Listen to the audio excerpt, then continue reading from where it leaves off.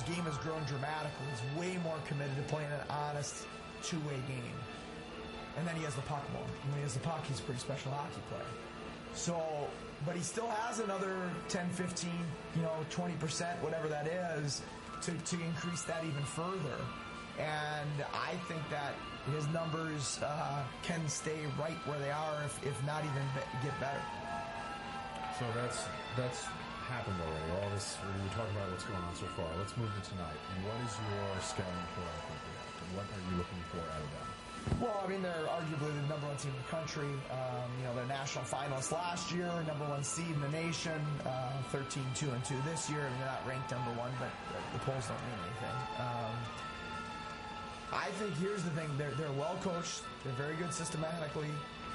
But the biggest reason they've went from being a good team, I think the last 7-8 years since they've been in the league, a lot of years they were a 5 through an 8 seed somewhere, and a good hockey team with a lot of talent and well coached. And all of a sudden they make a big jump last year and this year as well. And in my opinion, that jump is related to Pekka, Jones, and Jones. When your three best players play as hard and as determined and as relentless as their three best players play, your whole program elevates. I've seen it here with guys like Polacek in New York. I've seen it at Denver with some of the guys we had there that elevated our program to national championship status. And it is critical that your best players are your hardest workers and your most relentless competitors. And Quinnipiac has that. Looking at the line sheet tonight, what are just some highlights for our listeners? Well, we're putting a line together. We put it together at Mercier's, Neal, Higgs, and Haggerty, and it's really, it's a first line. I mean, we've had some balance to our lines throughout the year, but that's a true first line, and arguably as good as any line in the country. So I'm excited to see what they can do. And then we moved Mike Zaleski to center. He's been a center throughout his career prior to RPI. And last year as a freshman, we just thought it was too much to ask of him because there's a lot of responsibility defensively that comes as a center. And then he and Milos developed so much chemistry on opposite wings of each other that we kind of decided the sophomore year to leave them both at wing. But that chemistry hasn't totally evolved yet this year, and we need to get better down the middle of the ice. So we're switching Mike to center this week to make us stronger, bigger, and better skating down the middle of the ice. And last question, Coach, what is the key to going out of here tonight with 2 points? Well, I mean, we can play our best game and not win tonight. I mean, that's how good Quinnipiac is. I think anytime you play a top 5, top 10 team in the country, you can play a great game and still lose. So I think at the end of the day, I'm more concerned about how we play. Because if we play that hard, relentless physical style that we play like when we're at our best, then I know it'll give us a great chance to win tonight, but also as we move forward. More specifically to Quinnipiac, they're great on face-offs. We need to negate their advantage on face-offs. Doesn't mean we're going to dominate them because they're great. We need to negate their advantage. And we need to get the puck through the neutral zone because they're really good at creating neutral zone turnovers and then transitioning that into 3-on-2s and 2-on-1s. All right, well, we look forward to a good talk tonight. As always, Coach, thank you for your time. Thanks for having me on. And we'd like to thank Coach Appert for sitting down and talking with us about today's game. He mentioned the Pekka, Jones, and Jones lines for Quinnipiac last year. We know how dynamic they were for the Bobcats and how effective of a scoring line they were and how Quinnipiac was pretty much going to score anytime they touched the ice. Jones and Jones still play together, but they're replaced by freshman Sam Annis. And they, by all accounts and purposes, they haven't lost a step. Sam Annis is their scoring leader, 24 points in 17 games. So, Quinnipiac, they just rebuilt, it seems, reloaded after last year's, national championship run. Matthew Pekka goes down with Travis St. Dennis and Tommy Schutt. So, we'll see how that line interacts with each other here today. But right now, we'll take a break for the playings of the national anthems of Canada and the United States of America.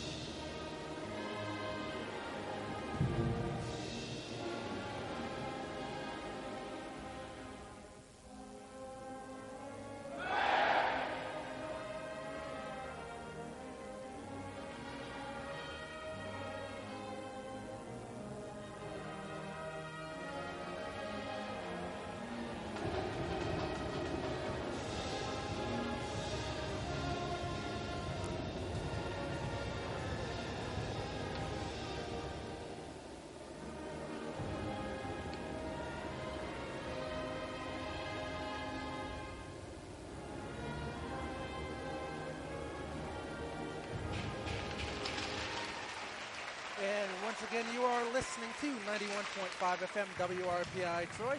Coverage of Engineers men's ice hockey here from the Houston Fieldhouse. Head to Gary along with Rob Tricanelli here on the call for you on a... it started out as a beautiful day here in Troy, but the storms are moving in. So we're expecting about 5 inches overnight here tonight. So hopefully this game will be quick and I can go home before the storm. I wouldn't mind staying a little bit later. As we get ready to start the first period, the teams get ready. The RPI Engineers in the home white will be skating from right to left across your radio dial. The Quinnipiac Bobcats in the road blue and gold skating from left to right. RPI's record 7-5-2, 2-3-2 in conference. The Bobcats are 13-2-2, 6-1-1 in conference. Quinnipiac head coach Rand Pecknold. Assistants are Bill Riga and Reed Cashman, himself a Quinnipiac alum. And RPI's head coach Seth Appert. The assistants are Brian Vines and Nolan Graham. Your officials tonight, referees Kyle Allen and Joe Carusone. Linesmen Andy Petrus and Richard Patry. Also note on Quinnipiac, they have 2 sets of brothers. Connor Jones and Kellen Jones up front, the forwards mentioned in the pregame interview, as well as Tim Clifton, who is a forward, and his brother Connor Clifton, who is a defender. Not only do we have 2 Cliftons and 2 Joneses, but 2 of them are named Connor, so it will be extra confusing for everyone involved. The teams are at the logo. There's the opening draw. It's muddied up at the logo, finally freed by Connor Clifton, and he'll dump it into the Engineers' zone. Connor Jones will give chase, but Leonard is there first for RPI. It goes behind the net. Leonard grabs for the Engineers. Ahead to Neal into the neutral zone. Banks it off the boards, trying to lead out Higgs, but it's intercepted by the Bobcats, and they'll retreat into their own end. Connor Clifton with the puck. Ahead for Jones. That's Kellen Jones. They don't connect, and it's icing against the Bobcats. Yeah, I had thought they got in the red line, but they did not. 1935 left to play in the first, and you were talking about Reed Cashman. I was talking about the Quinnipiac radio team before we got on the air. They're just standing over to my left. And I was saying, as long as I can remember, Quinnipiac had great defense, and they said that was a credit to Reed Cashman, who that's all he does, strictly defense. Face-off in the offensive zone. The Engineers controlled it for a moment, but lose it, and it goes to center. Still loose. Haggerty will fight for it. He gets sandwiched between a pair of Bobcats, and it's ahead for Connor Jones into the attacking zone. The Bobcats are offside and have to touch up, and the Engineers will recover. It's Neal, has it in front of his own bench, neutral zone. His headman pass is broken up by Schutt, and it's sent back the other way into the RPI zone. LeBoeuf back to get it behind the net. He gets put to the board by St. Denis in that near corner, and the Engineers peel it free. Neal grabs and works it ahead. Schutt takes for Quinnipiac. Back and forth, neither team with a scoring chance a minute into this tilt. Schutt has it behind the RPI net. He turns it over to Zaleski, and Bubella will grab, try to find some space, spinning around twice clockwise to get away from pressure, and he'll bank it behind the end boards. LaLiberte grabs, leads out Bubella. He avoids a check at the logo, but loses the puck, and it's sent back the other way. Parker Reno back to get it for RPI. Cross-ice pass in his own zone to Leonard. Breakout pass broken up, and the Engineers have to regroup. Bubella at the logo, facing pressure. Turns it over along the far boards, and now it's a race the other way between Samuels, Thomas, and Reno. Reno get there first for RPI, and they recover. Out they come, 2-on-2. Zaleski with LaLiberte into the attacking zone. LaLiberte left wing side. Center for Zaleski. Had the chance on the stick side, but couldn't put it high enough. And Gardig was there with the blocker. First scoring chance for either team in this game with 2 minutes passed in the first period. RPI Quinnipiac. Engineers narrowly avoided a too many men on the ice penalty there. The puck hit LaLiberte as he was getting off the ice. And the puck is in the Bobcats zone. Behind the net, it is McGowan for RPI. He'll take to the far corner, back to the point for Dolan. Half-boards, flings one in, and it's a chest save by Gardig, and he holds on for the whistle. Yeah, Zaleski was able to get free, and he just missed it on the net. What you were saying, the puck did hit LaLiberte as he was trying to get off the bench, but he didn't actively make a motion to play the puck. The puck just sort of went off his body as he was getting on the bench. So, according to the rules, no penalty, 17:37 left to play in the first, no score. So Michael Gardig is the Quinnipiac goaltender. He is in goal to my left. Scott Diebold in net for RPI to my right. Face-off in the Bobcat zone, won cleanly by the Engineers, but so cleanly that it got by Dolan at the point and went down the length of the ice. It's flipped out into the neutral zone by RPI. and the Bobcats take over. Now it's back the other way. Dolan, cross-ice pass to Bradley for RPI. There's a whistle. That is icing against RPI, so we'll get a face-off back in the other zone. Going back to the last shift with Parker Reno and Milos Bubella, Reno pushed the puck up to Bubella. Bubella got stuck, sort of. He should have passed it back to Reno, who had a clear shot to get out of the zone. Instead, he kept it himself, and RPI was very lucky to avoid a 2-on-1 break for Quinnipiac. 17-15 left to play in the first. No score. Connor Jones against McGowan for the draw. Won cleanly by the Bobcats, but then they turn it over on the centering pass. Now it's in the RPI zone. Bradley avoids a pair of forecheckers to get it past them to Tenorti in the neutral zone. Tenorti ahead for Higgs. Higgs will dump in, go chase. He's got Neal and Haggerty out there, this so-called first line. Centering pass, Haggerty high in the slot. Pass was a bit of a saucer, came up high on his stick. He couldn't put the shot down, but the Engineers do keep it in. Haggerty will move laterally to the next side. Gets on his backhand, scores! Ryan Haggerty roots the backhand, and the Engineers take the 1-0 lead. Well, Ryan Haggerty had the puck switched to his backhand, and Gartig was actually being screened out in front, and screening him, I believe that was Matt Neal out in front of Gardig, and Gardig thought that Haggerty was going to pass it to Neal, but instead Haggerty roofed it over Gardig, and RPI undefeated when Ryan Haggerty scores a goal. Good sign. 16:44 left to play in the first. 1-0 RPI. Ryan Haggerty's 16th goal of the year, coming in his 14th game played. And if you recall from our pregame interview, I asked Coach Seth Appert, can Ryan Haggerty keep this up? And without hesitation, Coach Appert said yes. Ryan Haggerty proving him right in the early going. RPI with the 1-0 lead over Quinnipiac. Here comes RPI 2-on-2. It's Rogic, centering pass, but it got by Schrader and goes to the far side. Rogic will hold in at the point. Schrader will go chase it behind the net. He avoids a check from Tolkinen, and Schrader grabs it in the left wing corner. Fulton over to help. Turned over, grabbed by Shutt, and it's out to the neutral zone. Karate in front of his own bench. He tried to dump it in, but it bounced off the back of Andy Petrith, the linesman, and stayed right there at the blue line. RPI does advance it, but now it's sent back to the neutral zone. Karate has it with some space. He'll just peel around and avoid pressure. Cross-ice pass to Parker Reno. Ahead for Zaleski on his backhand. He shovels it into the Bobcat zone. Zaleski, the first forechecker there on Smith. Smith avoids him. A couple of quick passes, and Quinnipiac breaks out. It's Tim Clifton on the forecheck against Karate in the RPI zone. Karate is able to play keep away for a second, but Clifton had a chance at it. Now it's back behind the net.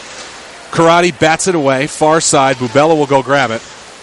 And the Bobcats hold it in. Sherbinen, his dump-in attempt is picked off by Zaleski, and here he comes. Over the logo, attacking zone to Laliberte on the half-boards. Laliberte hoists one in behind the net, where it's grabbed by the Bobcats and lifted back the other way. 15:15 to go, first period. RPI leading Quinnipiac 1-0, courtesy of a Ryan Haggerty goal.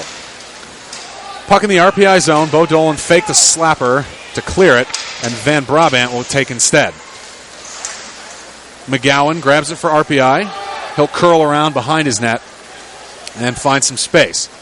Here comes McGowan over center into the attacking zone. Working 1-on-2. He gets by him, splits the D. McGowan had everything right there, except he just couldn't get the puck to his backhand to flip it over Gardick's leg, and the net got dislodged in the process, so we get a whistle. Yeah, I think McGowan was trying to roof it over. He did manage to get free. It was a 1-on-3, and Matt McGowan was able to get himself free for a breakaway, and he was trying to go to the backhand, but he whiffed getting the puck up above Gardig, and Gardig just was able to swipe it away with his leg. 14:48 left to play in the first. 1-0 RPI on Ryan Haggerty's nation-leading 16th goal. Face-off in the RPI zone, taken for the Bobcats by Jordan Samuels-Thomas, a winger. He wins the draw, and he'll grab the puck and move into the attacking zone. Puck behind the net. Leonard can't free it from Samuels-Thomas, and it's held at the point by Tolkinen. Grabbed by RPI. That was LaBeouf batting it out of harm's way, but that does have the legs for icing. So the puck will come back to the RPI zone for the face-off. As I mentioned, scoring the goal was Ryan Haggerty. That is 16th of the year. That is good to lead the country. He was assisted by Curtis Leonard. That's his 5th assist. And Stone Cold will be happy. 3:16 of the first period. 14:22 left to play in the first. 1-0 RPI.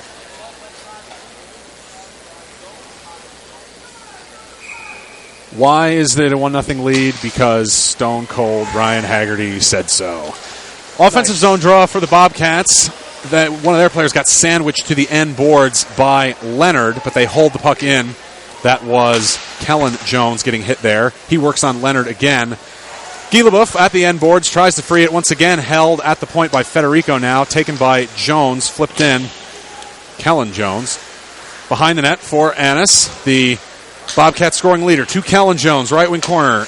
Connor Clifton at the point. His cross-ice pass goes into the neutral zone. The Bobcats have to retreat and touch up to get onside. Puck in the RPI zone. Leboeuf takes it along the near boards into the neutral zone, avoids a check, then fires it in to let his team get a wholesale change behind him. Ryan Haggerty comes in, fires one, but misses from sharp angle. Neal on the other side. Oh, and it's kicked in the net. It was not kicked in off a skate. Looked like Haggerty's skate. That's Ryan Haggerty's second goal. Ryan Haggerty was just skating. It was a ping-pong play. Quinnipiac was going for a change. Haggerty got to the puck first. He shot it in, and he shot it wide, and then La Liberté came on the rebound, shot it again, and Gardig had trouble handling it, and Haggerty was just skating across the crease, and it went off his skate. He did not make a distinct kick-in motion. This should be a good goal. It is under review. All goals under review. This should be a good goal. 13:29 left to play the first. 2-0 RPI on Ryan Haggerty's second goal. Yeah, and Haggerty really made the play happen when Leboeuf cleared it in. It went off of Quinnipiac's defenseman's stick. There we go. So when Leboeuf cleared it in, it went high around the dasher and wrapped really quickly around the curve of the boards in the Quinnipiac zone. And then just inside the point at the Quinnipiac bench, a Quinnipiac player was coming off the bench and kind of flat-footed. Haggerty was fresh off his bench on the other side of the ice, raced across to keep that play alive, fired it from the right wing across to the left wing. He missed the net completely, but he got it in deep where Matt Neal was able to pounce on it. Neal sent it in front where Haggerty was crashing. He was trying to reach Haggerty, and courtesy of the video board we have here at the Houston Fieldhouse, we're able to see that from the overhead view. It went off a Quinnipiac player's, would you say a stick or a skate? I think it went off Connor Jones's stick. Okay. Jones was marking up on Haggerty, and I think it went off Jones's stick. Either way, there should be a good goal, whether or not it went off a Haggerty's skate, because he did not kick it in. It just happened to hit his skate, but I believe it had gone off of Connor Jones' stick, 13:29. We shall see right now. There's a long break. I don't know what they're looking at. It was very clear to me that this should be a good goal. And here comes referee Kyle Allen. He signals goal. We'll see if it is Neal's from Haggerty and Leboeuf or whether it's Haggerty's from Neal and Leboeuf. We'll see what the official scoring is on that. 13:29 to go, first period. RPI 2, Quinnipiac 0. With the Engineer high-flying forwards taking advantage of some positioning miscues. And some good luck. Haggerty getting the goal, his second of the game. And the Engineers win the center ice draw. Karate grabs, flutters it in. It's behind the net. Higgs on the forecheck there with Neal. And the Bobcats dump it back the other way. It's not icing. Reno overskated it, but he brought his man with him, so it's loose in that far corner. Hibbler will take it. Sharp angle shot from Quinnipiac. Misses everything. This deflects off an RPI player, and the faceoff will stay in the zone. So Haggerty from Neal and Leboeuf at 6:31, the scoring on that goal. That is Ryan Haggerty's 17th goal of the year in only his 14th game played. Ryan Haggerty lighting it up for RPI this season. And we're 7 minutes into the first period. Quinnipiac does not have a shot on goal. Defensive zone draw for RPI. Zaleski tangles it up right at the dot, and Dolan gets it on his backhand and is able to get it behind the red line. Now to the point. Barron fires one. It's well wide on the near side. Bubella first one there on the far half boards. He gets pushed from behind, and Tim Clifton able to regroup for the Bobcats. He gets shoved by Bradley. They mix it up a little bit. Dolan comes over to help, and now Zaleski, the center, in on the back check. Worked free by RPI. La Liberté lifts one up ahead for Bubella. Right side attacking zone. Sharp angle shot. Waffle boarded up off the boards by Gardig. And La Liberté takes along the left wing half boards. He turns it over. Lemire for Quinnipiac. Banks it off the boards and out. Back the other way. Leboeuf goes to get it. His dump in banks off the linesman's skate. Now Bubella has it. High slot. Past the Fulton. Sharp angle shot. Shoulder save by Gardig. And the puck goes to the right wing side. And we have a whistle. The net is off. And the net is off its moorings. So Ryan Haggerty gets his 17th goal of the year, and at 6:31. So he likes those numbers, 3-1 and 6. 3-1-6 and then 6-3-1. First goal came at 3:16. This goal came at 6:31. So, but there's 12:14 left to play in the first. 2-0 RPI. Face-offs in the RPI offensive zone, back to the point. LaBeouf steers one well wide of the cage. Goes to the right wing boards. It's grabbed and fired in along the ice. Tenorti had a shot at an open net off the initial shot. That was Leonard, and Agardi gave up a rebound of Leonard's shot. Now it's behind the net, taken by Barron. He gets checked by Bourbonnais. Engineers almost keep it alive. McGowan had it bounce off his glove, and it goes to the neutral zone. LaBeouf takes. He'll curl away from pressure, and he'll whack it ahead. Trying to find Bourbonnais. Instead, the Engineer forwards will change. And the Bobcats go on the attack, 2-on-2. Kellen Jones, he'll just wheel it around behind the net to the point. Tolkinen fires one. Missed the net by about 10 feet on that near side. Not sure if that was a shot or a pass. Kellen Jones gets it back with some hustle. Takes it on the far boards. Spins out of trouble. Flips it ahead. Now he gets it back in that far corner. And now it's freed along the boards by Schrader. He had it bounce off a Quinnipiac stick, and it's still alive for the Bobcats. Finally freed by Kurati. He'll skate laterally with it, avoid some pressure, and move it ahead. This will go the length. No icing, though. Federico, the first one there, he gets checked as he gets rid of it, ahead to shut. 2-on-2 come the Bobcats. It's St. Denis with Pekka. St. Denis left side. Sharp shot. Comes in high on Diebold. He'll swallow it up. There's a whistle. 10:48 left to play in the first. That was Quinnipiac's first shot on goal. Shot 7-1 right now in favor of RPI. It's 2-0 on the scoreboard. Both goals scored by Ryan Haggerty, his 16th and 17th on the year. And that one was just an easy save for Diebold. Saw it all the way. He was able to catch it into his chest and prevent the rebound. Samuels Thomas against Higgs for the draw. The Bobcat zone taken by Hibbler now to the point. Clifton fires one, blocked by Neal out in front. Sharp angle shot comes in. Hibbler backhanded it under his legs. He had his back to the cage. A no-look shot there by Hibbler, and the puck's out of play. There's a whistle. So not much action. 10:37. Quinnipiac starting to put a little pressure on. We know Quinnipiac can score goals at will with the offense they have. So RPI right now has to maintain their defense. They're doing a great job 10 minutes into the first period. They have to maintain that now for 50 more minutes, and obviously they'll be in good shape to win this one. 10:37 left to play in the first. 2-0 RPI. Face-off in the RPI zone to Diebold's left. One cleanly, but Hibbler fanned on the shot. It was set up just for him. Here comes Higgs with Haggerty. Neal the trailer. Higgs has a triangle of Bobcats collapse in on him, and one of them is going to go into the box. A hooking call coming against Quinnipiac, putting RPI on the power play. Yeah, it's going to be a hooking call. It looked like Higgs was coming, and he was trying to keep himself from being offsides. Or there was an RPI player trying to keep themselves from being offsides, and they couldn't get back across the blue line because of the hook. And the referee saw that, so Federico goes into the box. 10:26 to play in the first. 2-0 RPI. RPI on the power play. Higgs, Neal, Laliberte, Haggerty, and Dolan. 4 forwards, 1 defender. Dolan gets the face-off win, fakes the shot, sends it to Laliberte, top of the circle, far side. Neal grabs half boards. It's tipped free. Dolan able to hold it at the point. No, it looked like Dolan held it. Now the linesmen are saying he did not. Crowd does not agree with him. It was very close, and we are very far away, so I do not know whether it was out or not. But either way, the face-off will come into the neutral zone. RPI not losing much time with the man advantage. They still have 1:48 of it to go.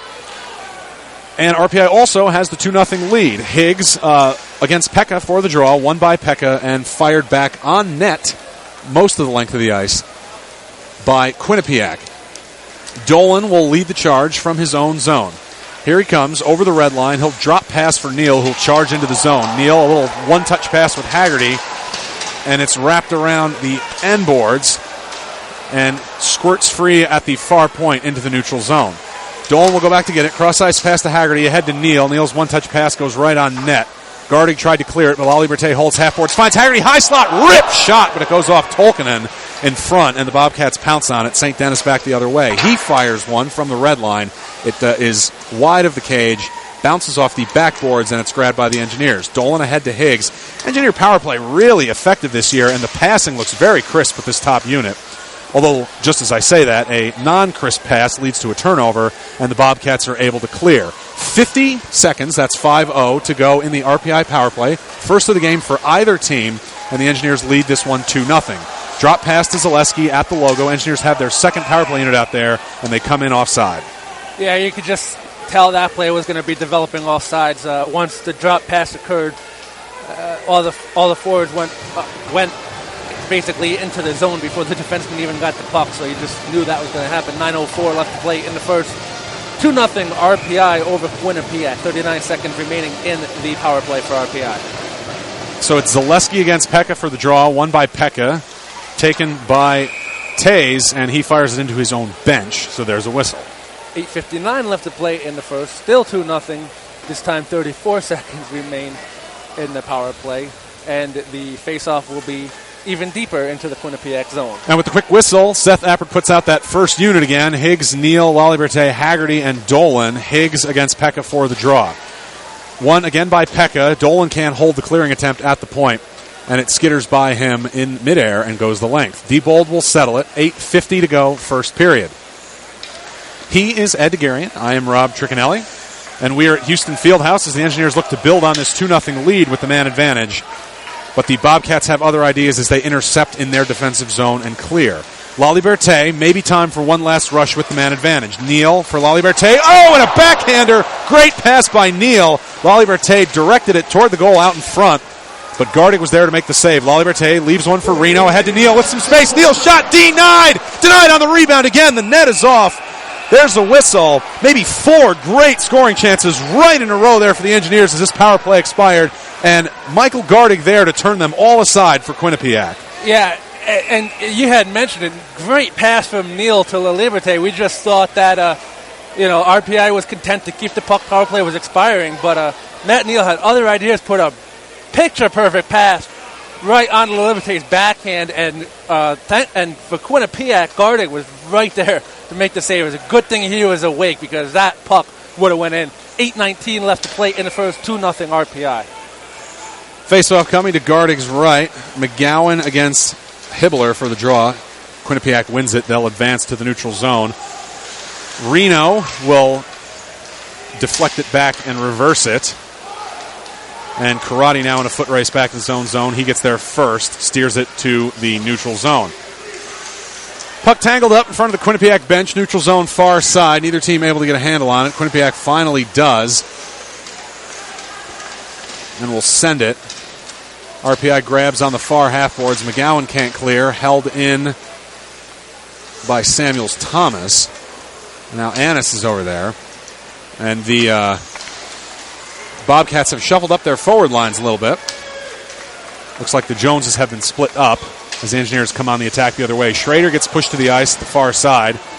Over to get it, Connor Jones. He gets dumped down by Rogic with a very aggressive forecheck. And it's taken on his forehand by Annis, and he'll come out. Ahead to Samuels Thomas. Annis gloves it down as it got tipped up into the air. Puck comes in on Diebold, courtesy of a deflection, and it's held by him for the whistle. Yeah, the puck was being played. RPI was trying to clear the zone, and Karate was back there. It just went off his leg, and I think Karate was trying to kick it to the side, but he kicked it right. Pardon me, that was LaBeouf. Kicked it right into Diebold. But hey, it was Diebold covered up. 7:12 left to play in the first. 2-0 RPI over Quinnipiac.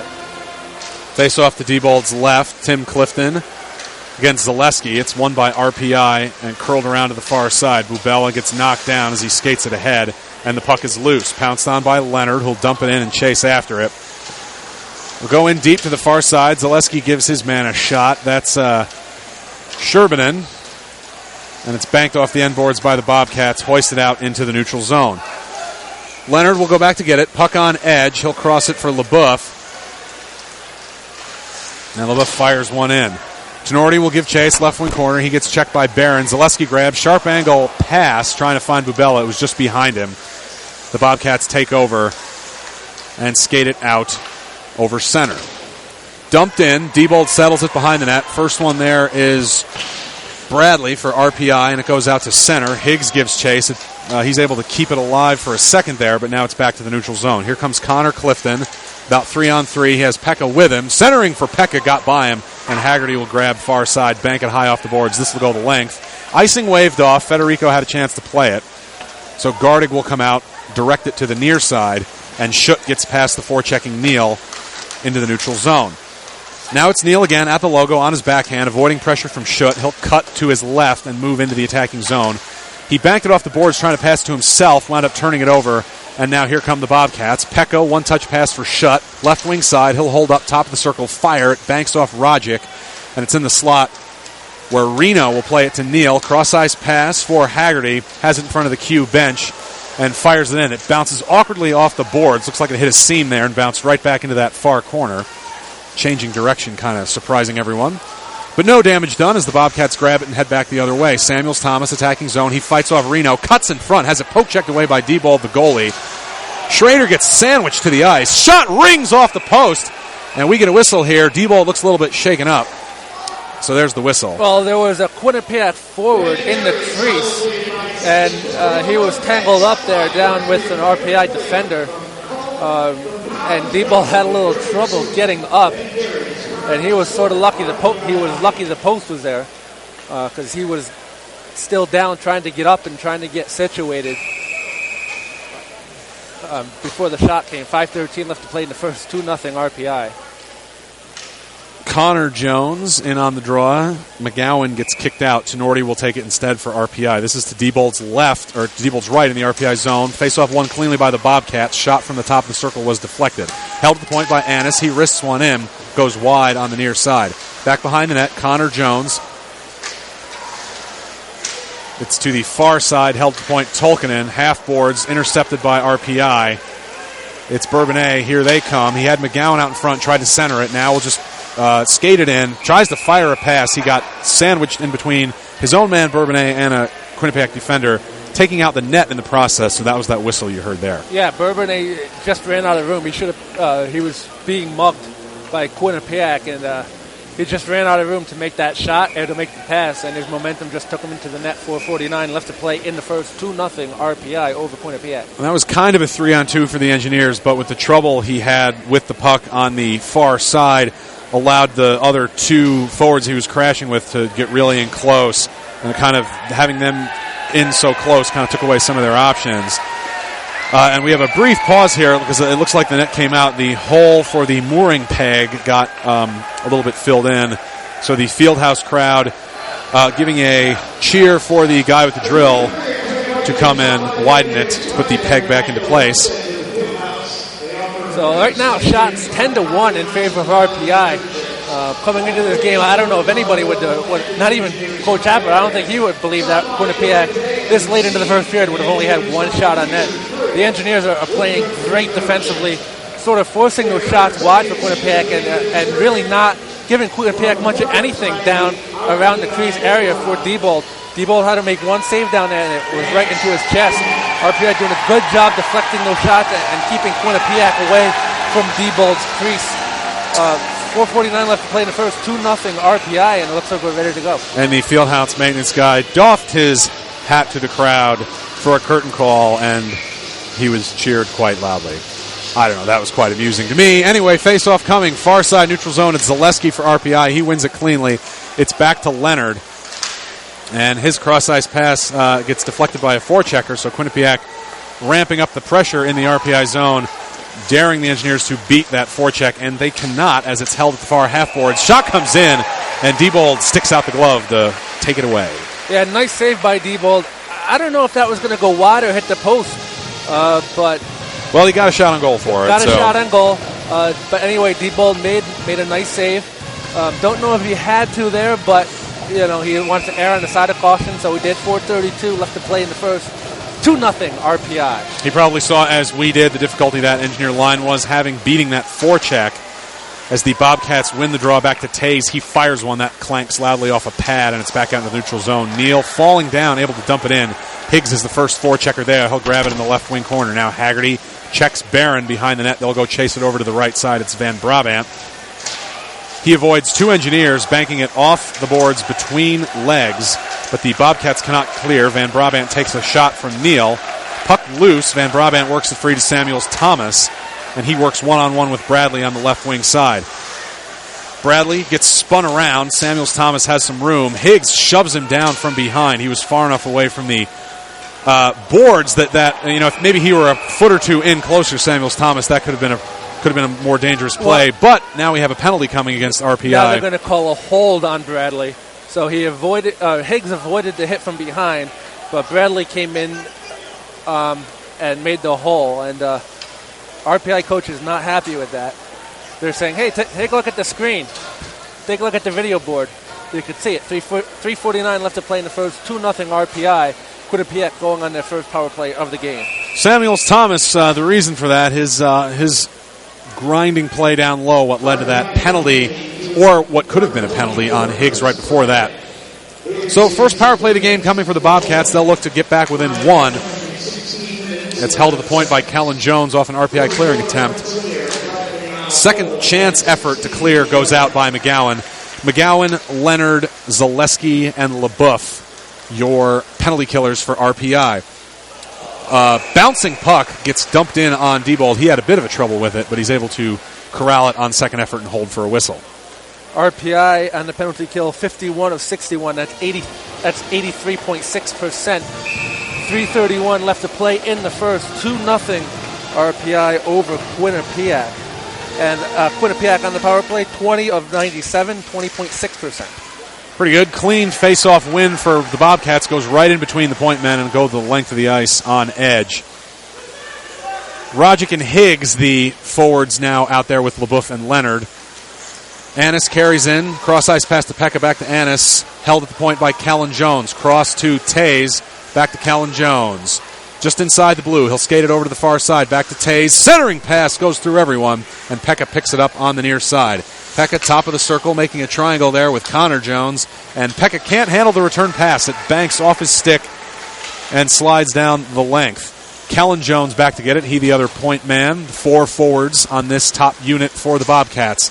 Power play half over. They dump it in. Zaleski jams at it. Gives to Dolan. Dolan tried to clear, but it tipped off Karate's stick, and now it's held by Callan Jones' far side. Pekka will grab right wing corner.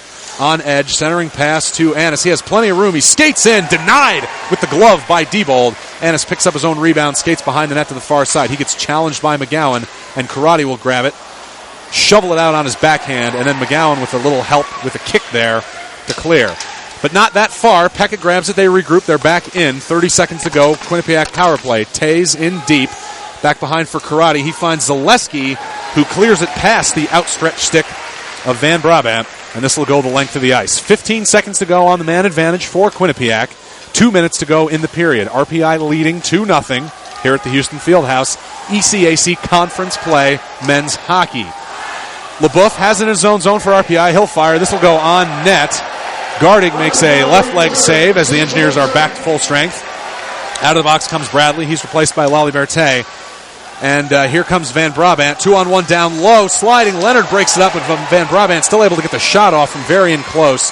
Diebold turns it away. Grabbed by the Engineers. Tenorti out over center. Red line, blue line, dumped in. Off the end boards. No, that hit the netting. So there's a whistle.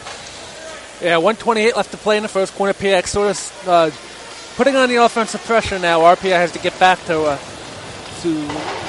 giving Quinnipiac shots on the perimeter that Diebold can make easily save.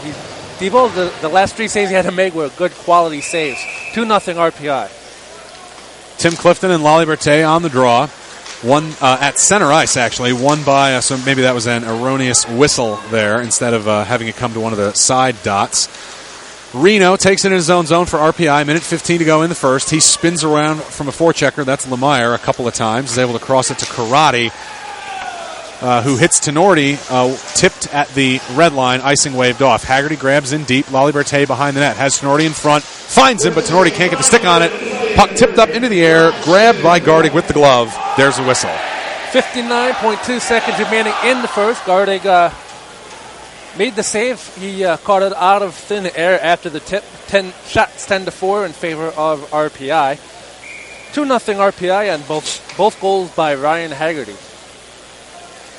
Face off in the Q zone to the left of Gardig. It's Zaleski against Samuels-Thomas. Won by RPI to Leonard at the point. Goes off a skate, comes back to him. He fires one, but it hits traffic in front.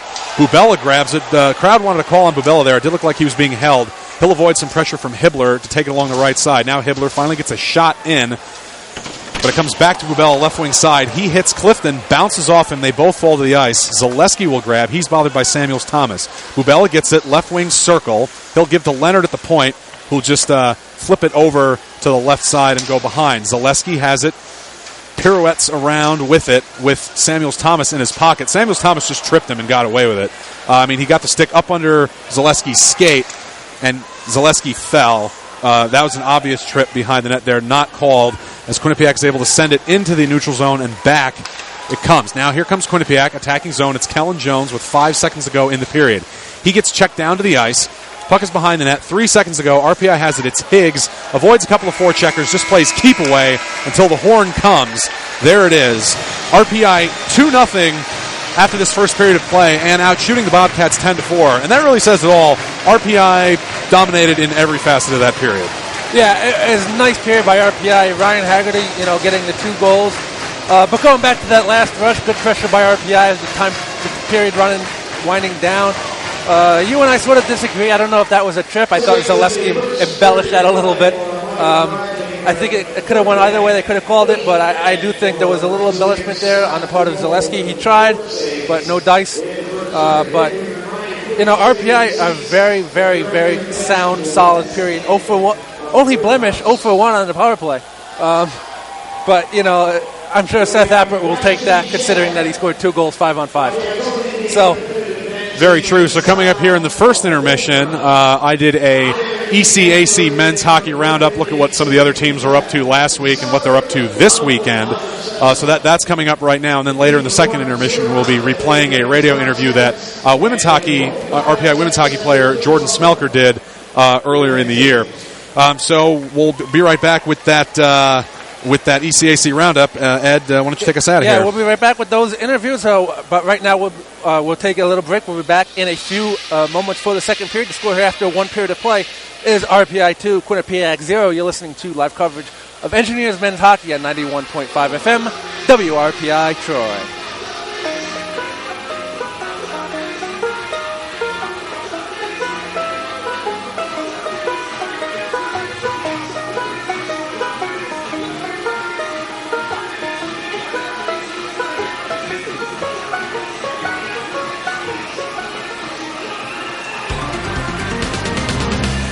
Welcome back to Ask the Government Employee.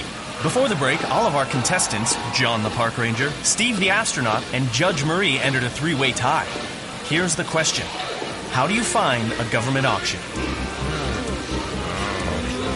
Our contestants are looking confused. Ranger John, your answer. The spotted owl has a 45-inch wingspan. Wrong. Astronaut Steve? My answer is food floats in space. Your answer is wrong, Your Honor. I declare that question a mistrial.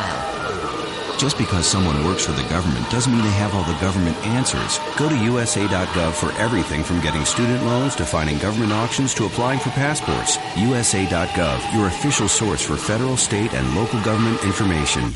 You guys should really stick to your day jobs. Is it a 42-inch wingspan? USA.gov. It's government made easy.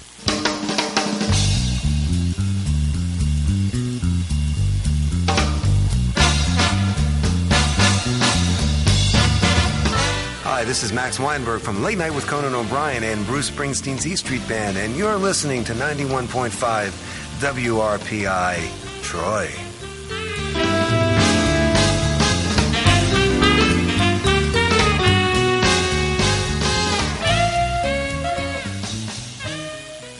Welcome back. This is the first intermission of this ECAC hockey tilt between the RPI Engineers and the Quinnipiac Bobcats here at the Houston Fieldhouse, and you're listening to it on 91.5 FM, WRPI Troy. I'm Rob Tricanelli, and let's take a look around the ECAC. Last weekend, 10 of the conference's 12 teams, all except RPI and Colgate, were in action. 10 of those games were non-conference games. One was an exhibition, and travel partners Harvard and Dartmouth squared off in the only league game. Let's start there. On Saturday, both teams battled a turkey hangover, and the host Big Green picked up their first conference points of the year with a 2-1 win.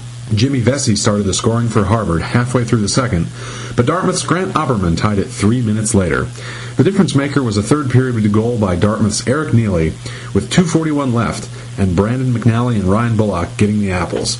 Charles Grant made 22 saves in the win for Dartmouth, and Raphael Girard made 33 saves in the loss for the Crimson. Cornell took on Boston University in Saturday's red-hot hockey matchup at Madison Square Garden in New York. More than 18,000 red-clad fans filled the most famous arena in the world as the BU Terriers nipped the Big Red 3-2. A power play goal by Nick Roberto put and Big Red goalie Andy Isles made only 8 saves in the loss. The Terriers were held to 11 shots compared to Cornell's 39. Also noteworthy 2 weeks ago was Cornell freshman goalie Mitch Gillum scoring a goal on an empty net and his team up late against Niagara. It was Gillum's first collegiate game, one he'll be sure to remember forever. Elsewhere, Princeton headed west to East Lansing, taking on the Big Ten's Michigan State Spartans for a staggered pair of games on Friday and Sunday. Sparty handed the Tigers a pair of thrashings, first 4-1, then 8-2.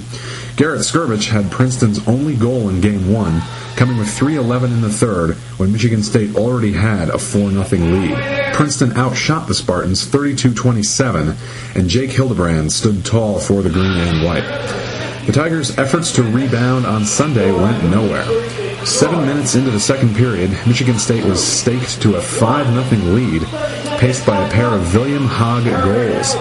Jack Berger put Princeton on board with a shorty midway through the second, but 3 consecutive Sparty goals put this one well out of reach.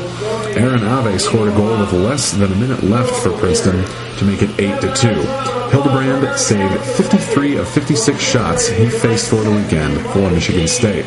Elsewhere, St. Lawrence also traveled west, way west, to North Dakota. The Saints fared better than Princeton, splitting a pair with the Fighting Sioux out there. The first was a 5-2 win on Friday. Brothers Matt and Greg Carey paced the Saints offense in Game 1, each picking up a goal. Matt added an assist, and Greg added 3 assists. Jeremy Wick scored a shorthanded empty net insurance goal with 1:35 left, his second of the game. Matt Wenninger had 21 saves in the win. St. Lawrence fared less well on Saturday, dropping a 3-2 decision. Greg Carey tallied another goal, his 11th of the year, but 3 different Sioux players scored, and they held off a late Saints charge. St. Lawrence had 13 shots on goal in the third. Elsewhere, Union traveled to Happy Valley to take on Penn State, sweeping the Nittany Lions in a pair of 1-goal games. Union went up 3-0 in the opener, but Penn State tied it up by midway through the third. One of those goals coming from former RPI defenseman Patrick Cowdice. Max Novak got the winner for the Dutchman with 6:50 to go in the third. It was Union scrambling back from a 3-goal deficit the next day, falling behind 4-1 after David Glenn's shorthanded goal in the second. Shane Gostisbehere's pair of power play tallies in the second drew Union within 1. Matt Hatch's unassisted goal tied it in the third, and Daniel Chiampini won it 5-4 with 3 seconds left. Alex Sakelaropoulos got the win in relief of Colin Stevens in goal, who was pulled after giving up 4 goals on only 12 shots. Looking at some other teams, Brown took on Providence Saturday in an intra-state matchup, and the Friars edged the Bears 3-2. Matt Laredo and Matt Harlow had the goals for Brown. Quinnipiac smoked UMass 6-1, with 6 different players picking up the goals and defenseman Zach Tolkinen tallying 3 assists on Saturday. Yale's Chris Ismirlian scored with 56 seconds left in overtime to give the Bulldogs a 3-2 win over Merrimack. Yale outshot the Warriors 34-15. And wrapping it up, Clarkson drubbed Queen's College of Canada 6-2 in an exhibition behind 2 goals and 2 assists from forward Jeff Dinallo. Looking at the conference standings, first by points, Quinnipiac in the lead with a 6-1-1 record. Union and Colgate are tied for second with 10-9 points. Clarkson and Yale are tied for fifth. St. Lawrence and RPI are tied for seventh. Then it's Harvard, Princeton, Brown, and Dartmouth slotted in 9th through 12th. If we rearrange the standings to go by winning percentage order to account for the discrepancies in games played, Union is in first, then Quinnipiac. Clarkson and Yale are tied for third. Then Colgate, Cornell, St. Lawrence, RPI, and Harvard in order in 5th through 9th. Princeton and Brown are tied. This weekend features all 12 teams in conference action. Quinnipiac and Princeton travel here to the Capital Region to take on RPI and Union. Dartmouth and Harvard head to Yale and Brown. Travel partners Clarkson and St. Lawrence square off in the North Country home-and-home series this weekend, and Colgate will head down Route 13 to Ithaca tomorrow for a game against the Big Red. So that's that. I'm Rob Tricanelli, and this has been a look around the ECAC. We'll be back in a jiffy with the second period of RPI Quinnipiac. You're listening to the home for Engineers Hockey, 91.5 FM, WRPI, Troy. Now, Leland, no TV until you've cleaned up your room. Aw, Mom. Once upon a time, being a parent was simpler. Today, not so simple. Hey, Crash. Crash! Take out the buds, please. If I find out you've been trying 900s in the half-pipe without your armor, I'm taking away your cell phone. Aw, Mom. Skateboards, roller shoes, mountain bikes, freestyle motocross. When kids play today, they're going faster and winding up in the trauma center in record numbers. We don't expect kids to stop their extreme sports and start playing Simon Says, but parents, at least make sure your kid wears the right safety gear. It really can save bones and lives. A message from the American Academy of Orthopedic Surgeons and the Orthopedic Trauma Association. For more information on safety gear, visit orthoinfo.org. This is Campus Radio at RPI, WRPI, Troy, New York.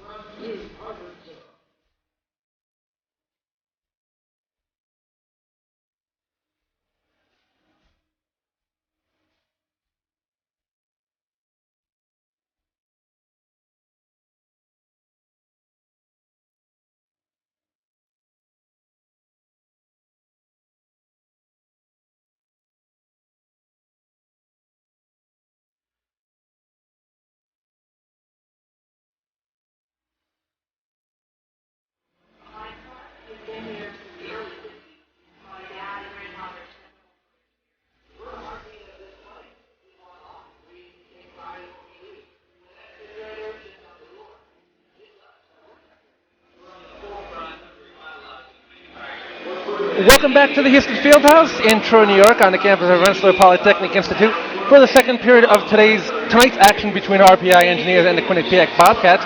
RPI currently leads 2-0 on 2 goals by Ryan Haggerty. I'm Ed DeGarren. He's Rob Tricanelli, bringing you all the action on your home for Engineer Hockey, 91.5 FM, WRPI Troy. Before we get started with the second period of play, We'd like to thank the Rensselaer Union, which provides the funding for WRPI and all club-related activity of the Institute, including coverage of men's and women's ice hockey, football, and baseball. We'd also like to remind you WRPI is on the World Wide Web. Put your browser to www.wrpi.org, and you can hear our broadcast 24 hours a day, 7 days a week. So long as WRPI is broadcasting, we will provide our broadcast on our internet feed. Once again, it is www.wrpi.org. WRPI is seeking current RPI students to make live calls of games such as the one here tonight between RPI and Quinnipiac.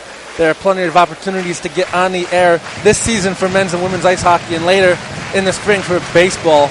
If interested in any one of those sports or any other sport for that matter here at our RPI, email wrpi-sports@rpi.edu. Thank you, Ed. A quick look at that first period. Engineers out shooting the Bobcats 10-4. Both RPI goals, they have a 2-0 lead. Both RPI goals coming from Ryan Haggerty. Even strength. The first one, his 16th of the year, with an assist to Curtis Leonard. That came at 3:16 of the first. And then his second goal coming from Matt Neal and Guy LeBoeuf at 6:31 of the first. Both teams came up short on the one power play opportunity they had. Michael Gardig making 8 saves. Scott Diebold making 4.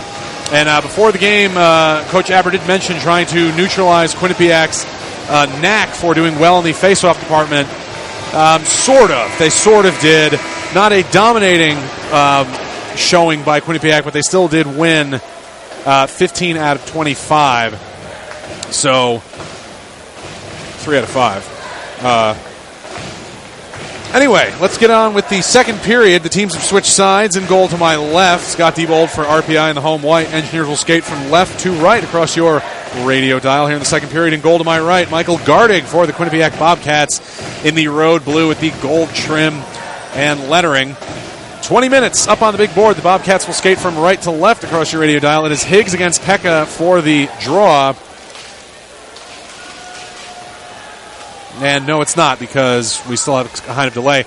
The ice looks a little wet. I think they might be waiting for that, especially over, it looks like where the Zamboni turned around in the RPI zone, a sharp right turn to loop around and go back out the exit. There is definitely a arc of water just inside the blue line on that RPI zone.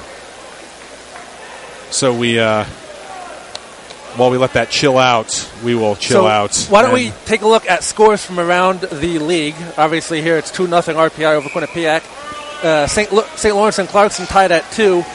Brownlee's Harvard 2-0. Dartmouth over Yale 3-0. And in Schenectady, Union leads Princeton 2-0. So it looks like it's frozen enough for everyone's liking. The puck is dropped, taken by the Engineers. Leonard grabs at the red, and he sends it in high, and it hits the netting.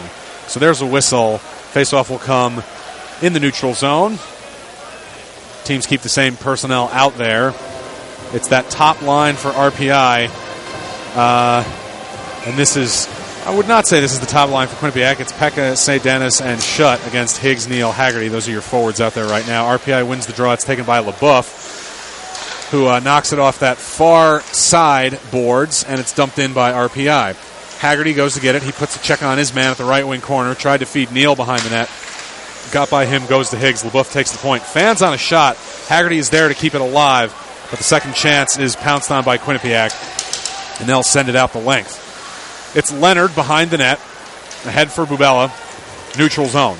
Cross to Higgs. He's got some space. He'll work it in. Left wing circle. He has it poke checked away by Barron, so he'll go grab it at the left wing side. Pinching in is Reno. Pass comes behind him. Reno fires the shot. It deflects off a leg in front, and it's grabbed by Higgs at the right wing side. Cross-ice pass just at the blue line. Karate could not hold it in. A matter of inches there as the Bobcats are able to clear, and that goes the length. 1 minute gone, second period.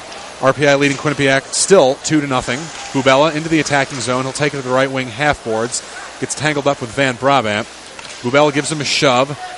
Over to help is Zaleski. He finds some space, wrists one in, but it goes up Hibbler's stick. Zaleski gets it back, has it in tight and close. It's in the crease. Puck still loose.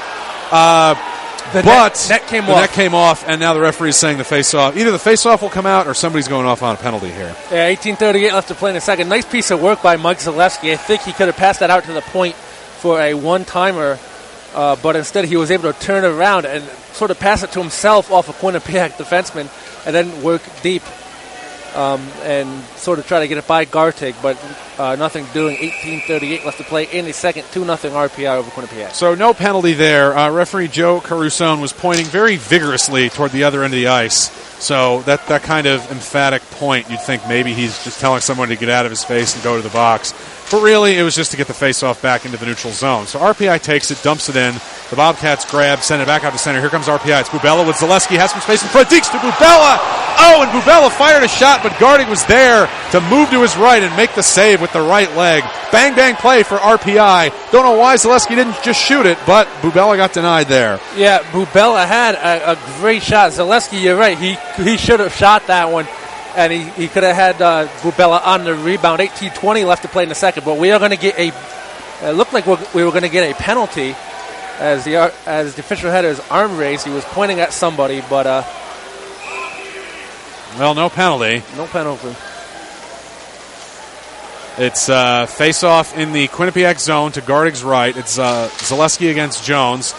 There was a kind of a hole in between the point men there, and Zaleski won the face-off right in between. And that's the third or fourth time we've seen that from both teams tonight. A face-off being won cleanly, but in a place where neither defender can get it as it's turned over in the RPI zone. Annis had it. He tried to feed Kellen Jones in the slot, but it was broken up by RPI.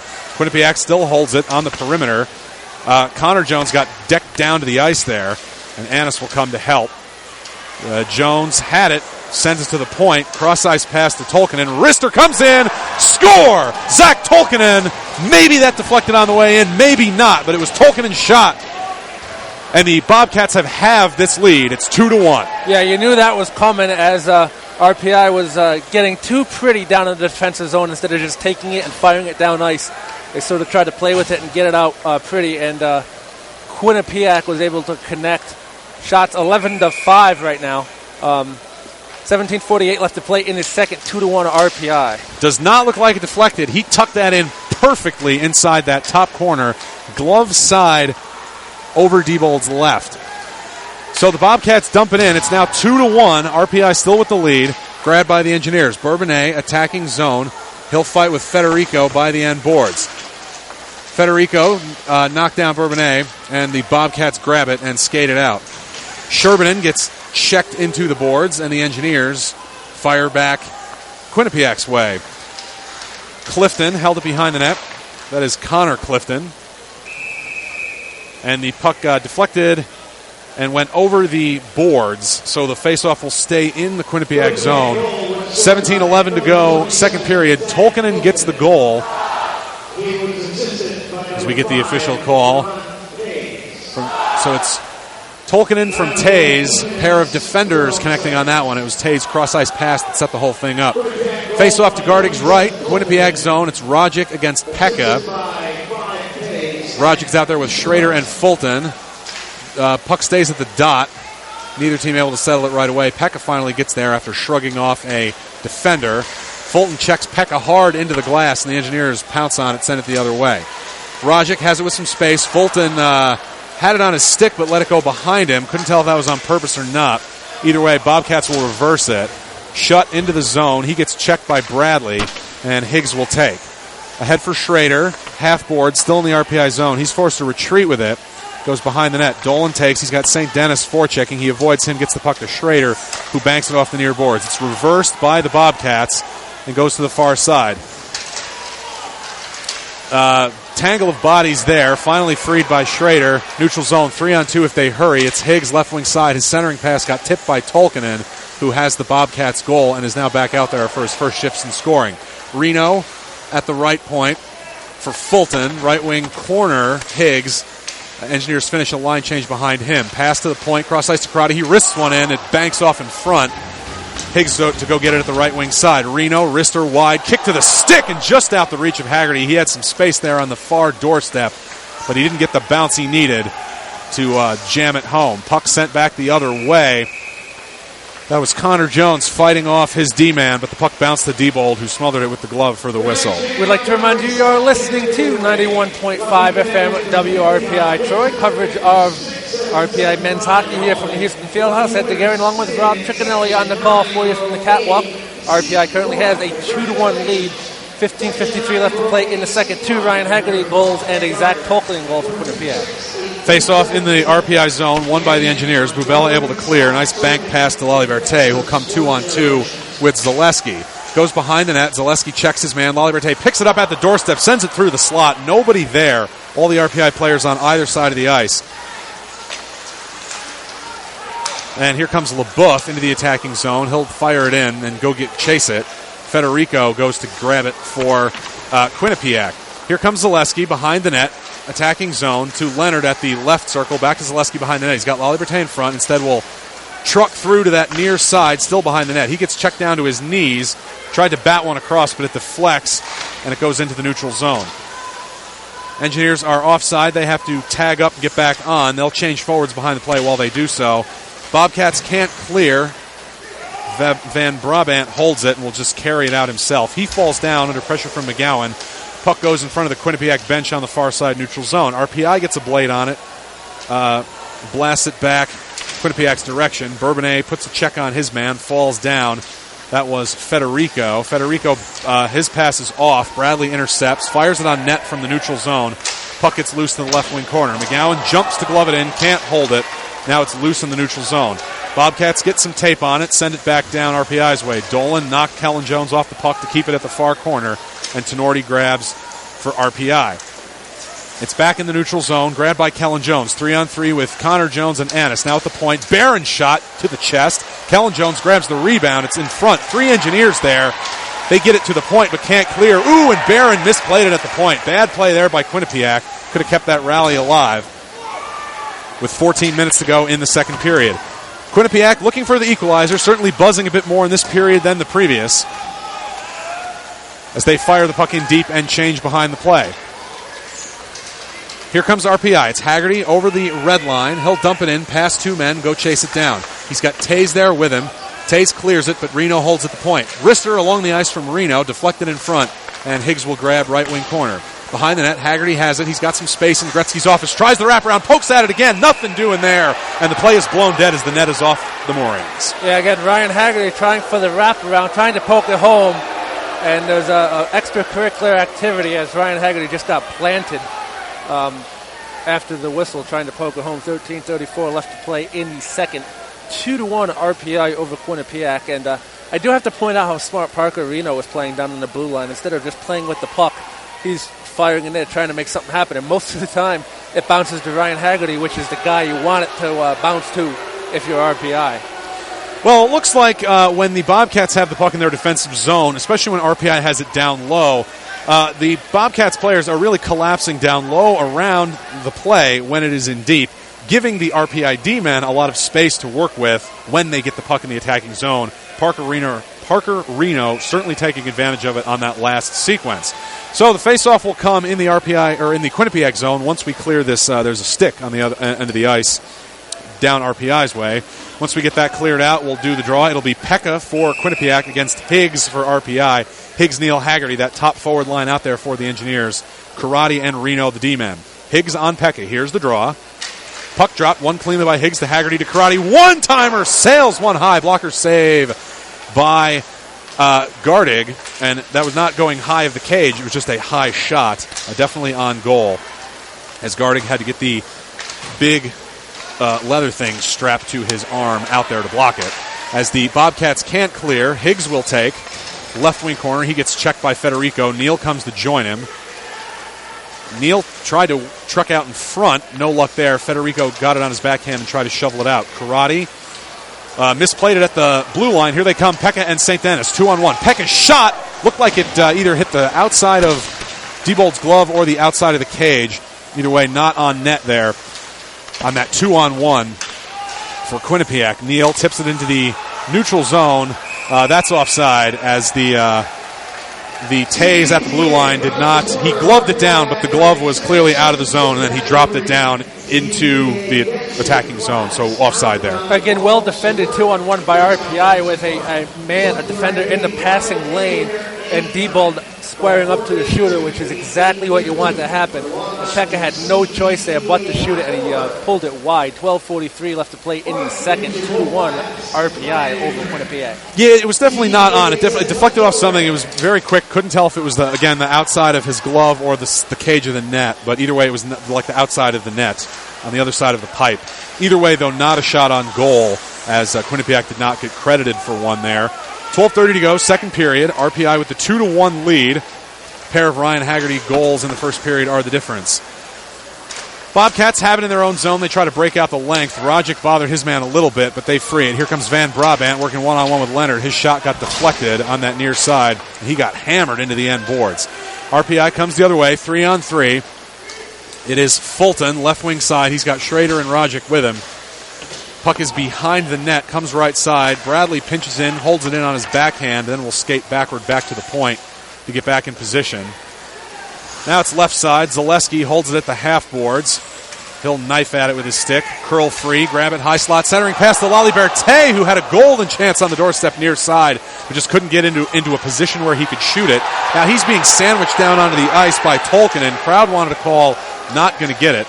And here comes Samuels Thomas the other way. He was working one-on-one with Dolan. Now Hibbler fires one from the point. Diebold had it under him, but wasn't exactly sure where. He did look behind him. It was one of those, he probably felt it hit underneath him and couldn't feel it after that, but he did make the save. He did indeed. 11:32 left to play in the second. 2-1 RPI over Quinnipiac. Jacob Laliberte with a great opportunity. Just find the puck on his stick. And on the other end, Diebold with a nice save to keep RPI ahead in this one. Jones, and Annis out there for the Bobcats. That top line, face-off one, back to the point where Clifton Connor fired it in. Leg save by Diebold. And now it's behind the net. Bubella has it for RPI. He'll cross it. It bounces off a stick that's down on the ice. And the Bobcats take over again. They'll set up attacking zone 5-on-5. Connor Clifton will hold it far half boards. He'll flip it in behind the net. Zaleski's the only one there, the center. And here comes Bubella in his own zone. He'll cross for Laliberte. Red line fired in. Engineer forwards change behind him. It is McGowan, that McGowan-Tenorti line, as the Bobcats try to break out. Here they come. It's Kellen Jones ahead for Annis. He has some trouble with it. Far face-off circle. He'll curl around from pressure. Pass gets through everybody. Comes to the near side. Deflects into the neutral zone. Dumped in by Taze. Reno back to get it. Tim Clifton, the forechecker. RPI gets by him. And now it's Bourbonnais in front of his own bench. His dump-in effort is thwarted, and the Bobcats send back the other way. Now Tenorti and Smith fighting for it. Far side, RPI zone. Here comes Bourbonnais with Tenorti. Attacking zone, Bourbonnais forced to the boards. He gets hit a few times, and we'll just leave it into that corner. Tenorti also gets smoked down into the boards, but it was Sherbinen got the worst of it. Puck still on that near side. Bourbonnais has it on his backhand. He falls down fighting with Smith. Smith will kick it up to his stick behind the net and cross one for Sherbinen into the neutral zone. Halfway done with regulation. RPI with the 2-1 lead. Lemire in on the attack. Sails a shot wide from that far circle. It will trickle into the neutral zone where Neal will pass it back to Leonard, who'll skate it up through the logo and into the Quinnipiac zone. No, he's offside, so there's a whistle against RPI. 9:45 left to play in the second. 2-1 RPI over Quinnipiac. Both teams settling down in the second period. It was frantic with the shots going back and forth. Still 14-8 in favor of RPI. But both teams sort of finding their legs skating and getting in their zones. And the second period has sort of died down a little bit with the excitement, but for the last couple of minutes. But RPI still ahead 2-1. And no penalties in this period either. Shots were 10-4 after one, now 14-8, so 4 apiece in this period. As the Bobcats coming on the attack, it's Peck. He's got a man in front, missed him, that was shut. Now it's Barron at the point. Barron will dump it far corner. That was Pecco, one tapped it to St. Denis. And Leonard and LeBoeuf are there. Breakout pass for RPI. Higgs takes it. And we'll just send it in Quinnipiac's way. Big shot there. Haggerty came crashing into Tolkinen. Now Haggerty has it on the doorstep. Fights through 2 defenders to set up a shot for himself, but then pulled it wide. Engineers keep it alive. Right wing side. Higgs comes in on the forecheck, working on Tolkinen. Tolkinen shovels it away from him. And it's picked up by Barron. Ahead for Schutt. in the neutral zone. Back to Barron, who'll move laterally with it to the near side. Rister, blocker down by Diebold. Barron grabs his own rebound and sends it behind the net. Now Van Brabant has it, tries the wraparound, nothing doing there as Diebold denies him. Picked up by Samuels Thomas, working with Van Brabant on that far side, and Pekka grabs just inside the blue, fresh off the bench. He has it, top of the circle, fires one, but it's wide on the near side. Almost wrapped around all the way and out, but Federico able to hold it at the near point for the Bobcats. 8:25 to go, second period, RPI with the 1-goal lead, but both of those RPI goals coming from Ryan Haggerty in the first period.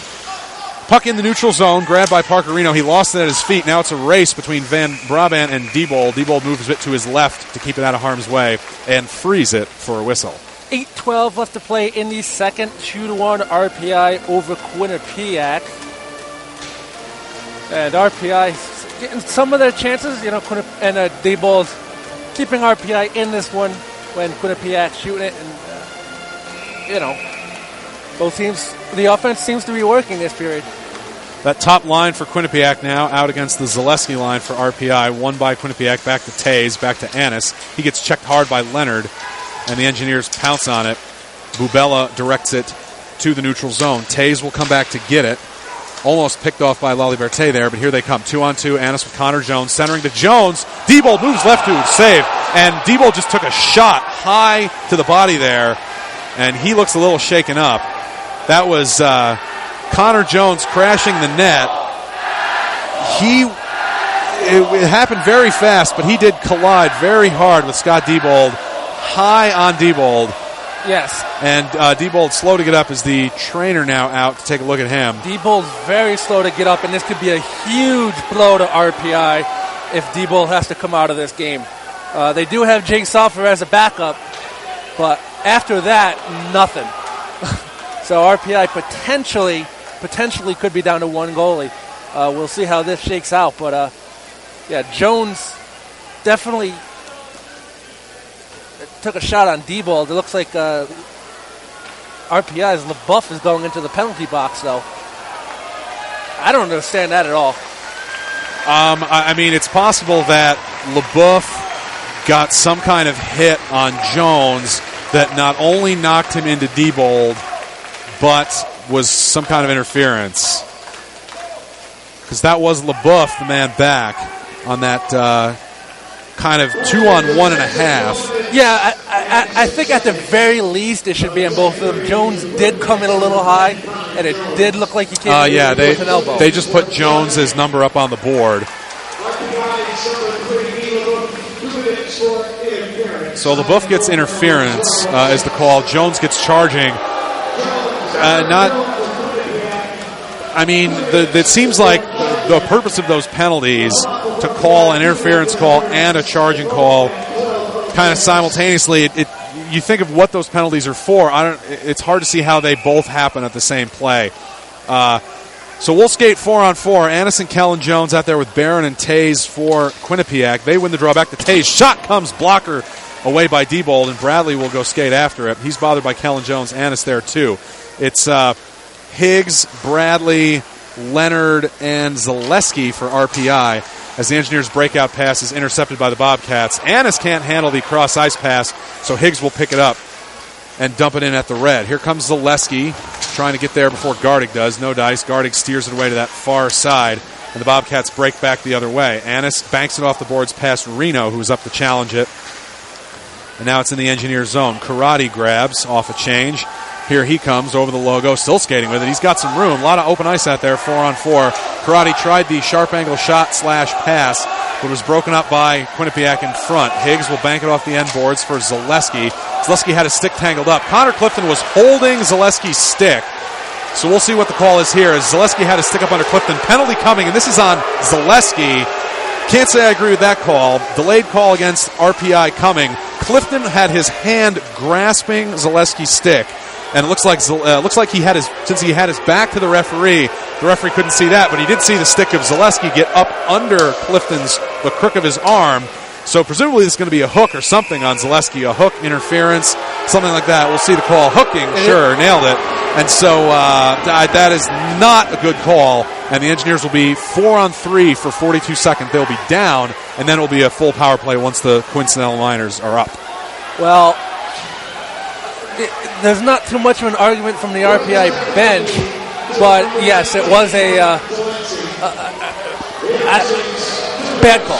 I wanted to avoid the term bad call, but Zaleski was obviously, his stick was being held. So it's just a bad turn of events for RPI. First the interference on LaBeouf, then the holding of the stick on Zaleski. So 4-on-3, don't see this too often. It's Samuels-Thomas against McGowan for the draw. It's taken by Van Brabant to Federico at the point to Tolkinen. Tolkinen back to Federico. Back to Samuels-Thomas, who fires one and it's swallowed up by Diebold. McGowan, Karate, Leonard, the penalty killers there. And it looks like we'll keep the same 7 skaters out and do it again. 30 seconds to go on the 4-on-3 before it comes to regular power play. And I spoke too soon. McGowan coming off, Higgs coming on.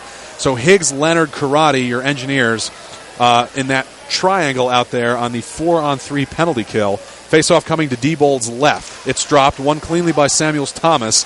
Back to Kellen Jones. He's got Samuels-Thomas, top of the circle, one-timer Tolkien, and looked like he fanned on it or broke his stick or something. Weak shot, and the Engineers grab it and fire it back the other way. That'll go the length. Kellen Jones will grab it. One last 4-on-3 rush before this becomes a regular power play. Kellen Jones will pull up inside the blue. One-timer over to Tolkinen, but it's blocked by Leonard in front. Tolkinen gets it back. Samuels-Thomas had a chance on the doorstep with Diebold down to his right. Diebold lost his stick as we're now a regular 5-on-4 power play. Samuels-Thomas, inside he comes. Diebold able to recover his stick. He's got it back. Connor Jones, top of the circle, skating in. Samuels-Thomas in deep. Centering pass, deflected off the skate. Engineers have a 3-on-1 if they hurry. No, it's just a 2-on-1. Higgs and McGowan. Here comes Higgs in the slot. Shot, and it deflected off the skate of Kellen Jones, who was the one back, and he slid prone on his stomach. And Higgs' shot hit his skate and went into the netting. Yeah, 5:28, 2-on-1 break for RPI, a rare 2-on-1 break for them. You usually see when they're on the power play, 2-on break shorthanded against them. 5:28 left to play in the second, 2-1 RPI over Quinnipiac. But it helps to kill when you're in your offensive zone. Offensive zone draw on the PK for RPI. Rogic and Neal, the forwards. Bradley and Dolan, the D-men. And here come the Bobcats. Annis to Connor Jones, right wing corner. Jones has it back to Annis, right wing boards. Annis finds some room. Back to the point. Kellen Jones fake the shot. Send it over to Pekka. One-timer saved by Diebold. Rogic gets there first. Half boards. Rogic just jams at it with that stick and fires it down the length. 25 seconds to go in this Quinnipiac power play. Here comes Kellen Jones for Annis. Annis will wrap it around. Attacking zone. This comes to the near side. Taze puts it on his backhand to try to feed Connor Jones, but Leonard will get there first and try to skate away from a forechecker. Leonard sails one out. Good play by Leonard. It's by everybody. 5 seconds to go. Quinnipiac power play. Pekka over the logo, bothered by Higgs. They'll jostle a little bit. Now Pekka works free. He's got Tim Clifton in the slot. Clifton tried a second chance after the first pass was broken up, and now it's back behind the net. Point shot by Sherbinen, just wide on that far side. Now it's held by Connor Clifton the other point. Higgs had McGowan breaking, pass a little too strong for him, and Sherbinen comes in offside, whistle against Q, and we get a whistle. Well, good job by RPI not losing their cool. It was easy for them to lose their cool. First, a touchy call on LaBeouf could have went the other way, and then a very bad call on Zaleski definitely should have gone the other way. Very easy for RPI to lose their cool in that situation, but they killed up a 4-on-3. 4:17 left to play in the second. They still have a 2-1 lead. Quinnipiac overtaking shots now 15-14, but RPI ahead on the scoreboard. Neutral zone draw coming. Tim Clifton against Zaleski. It's just sitting there on the dot while the players got tangled up. Wally Verte able to grab it finally. He'll come free with it, but it's stolen by the Bobcats and dumped in. Diebold back behind the net to settle it. Taken by Karate on his backhand, but not out. Connor Clifton holds the point, right wing side for Lemire, who'll ram it in deep on his backhand. Turnover there by Reno led to a Lemire shot. Diebold made the high glove save. Looked like it was not going to be on net, though. Yeah, 3:51 left to play. It was. 3:51 left to play in the second. 2-1 RPI over Quinnipiac. And Scott Diebold bailing out Parker Reno. You keep in mind, still a freshman. I praised him earlier. I got to point out when he makes his mistakes, and that was a bad turnover. 3:51 left to play in the second. 2-1 RPI over Quinnipiac. Easy come, easy go sometimes is the defensive zone draw taken by the Engineers. Dolan grabs it. Haggerty tried to hoist one out of the zone, and he clanked it off the video board, so haven't seen that one yet here. No, very rare. Hey, a punt hit the Dallas Cowboys scoreboard at Cowboy Stadium before I saw a puck hit this one, so, anything could have happened. 3:43 left to play in the second. 2-1 RPI over Quinnipiac. Pekka against Rajic for the draw to the right of Diebold in the RPI zone. It's won by the Engineers. Dolan behind the net advances it to Haggerty, and Rajic will go chase after it. Rajic's got some space. Defender falls down, centering pass to Haggerty, and it's broken up. Puck in the air. Dolan couldn't hold to the point, and it's loose in the neutral zone. Haggerty shrugs away from Shutt, and the Engineers regroup, send it back. Icing waved off as it tips a Quinnipiac player at the red line. Breakout pass sails through everybody. And LeBoeuf will go back to get it. Up for Schrader, neutral zone. Here comes Schrader, right wing side. He's got Neal with him. Schrader will take it behind the net. Had Higgs in front. Now Higgs will go the other way with it. Up for Leonard. Leonard shot come in from in tight. And it's deflected and it goes behind the net. Couple of good saves there for Gardig as the Engineers get their first real scoring chances in a while. It's been a while this period since we've had the Engineers on the attack. Here comes Neal. He has Schrader with him. It's broken up right wing side, but Schrader gets it right wing corner. He's got two Bobcats there.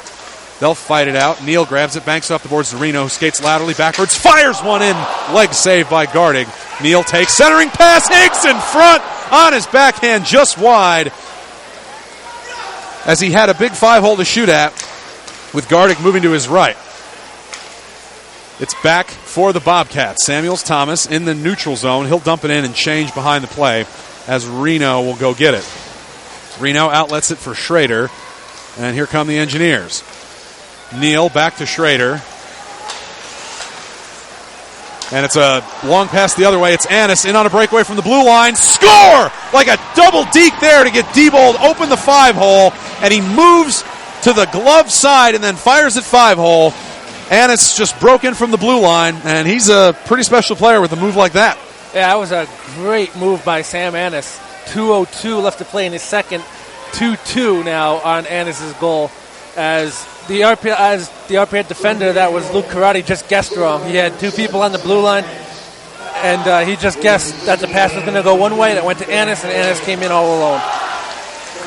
And now the faceoff won by the Engineers, but Kellen Jones reads it perfectly and steals it. He'll fire a shot from the left side that misses on the far side, and the puck comes back out to the neutral zone. Less than 2 minutes to go in the second period. This game now all even at 2. Engineers took 2 goals in the first period. Quinnipiac striking back with 2 in the second. And this is icing against RPI. There's a whistle.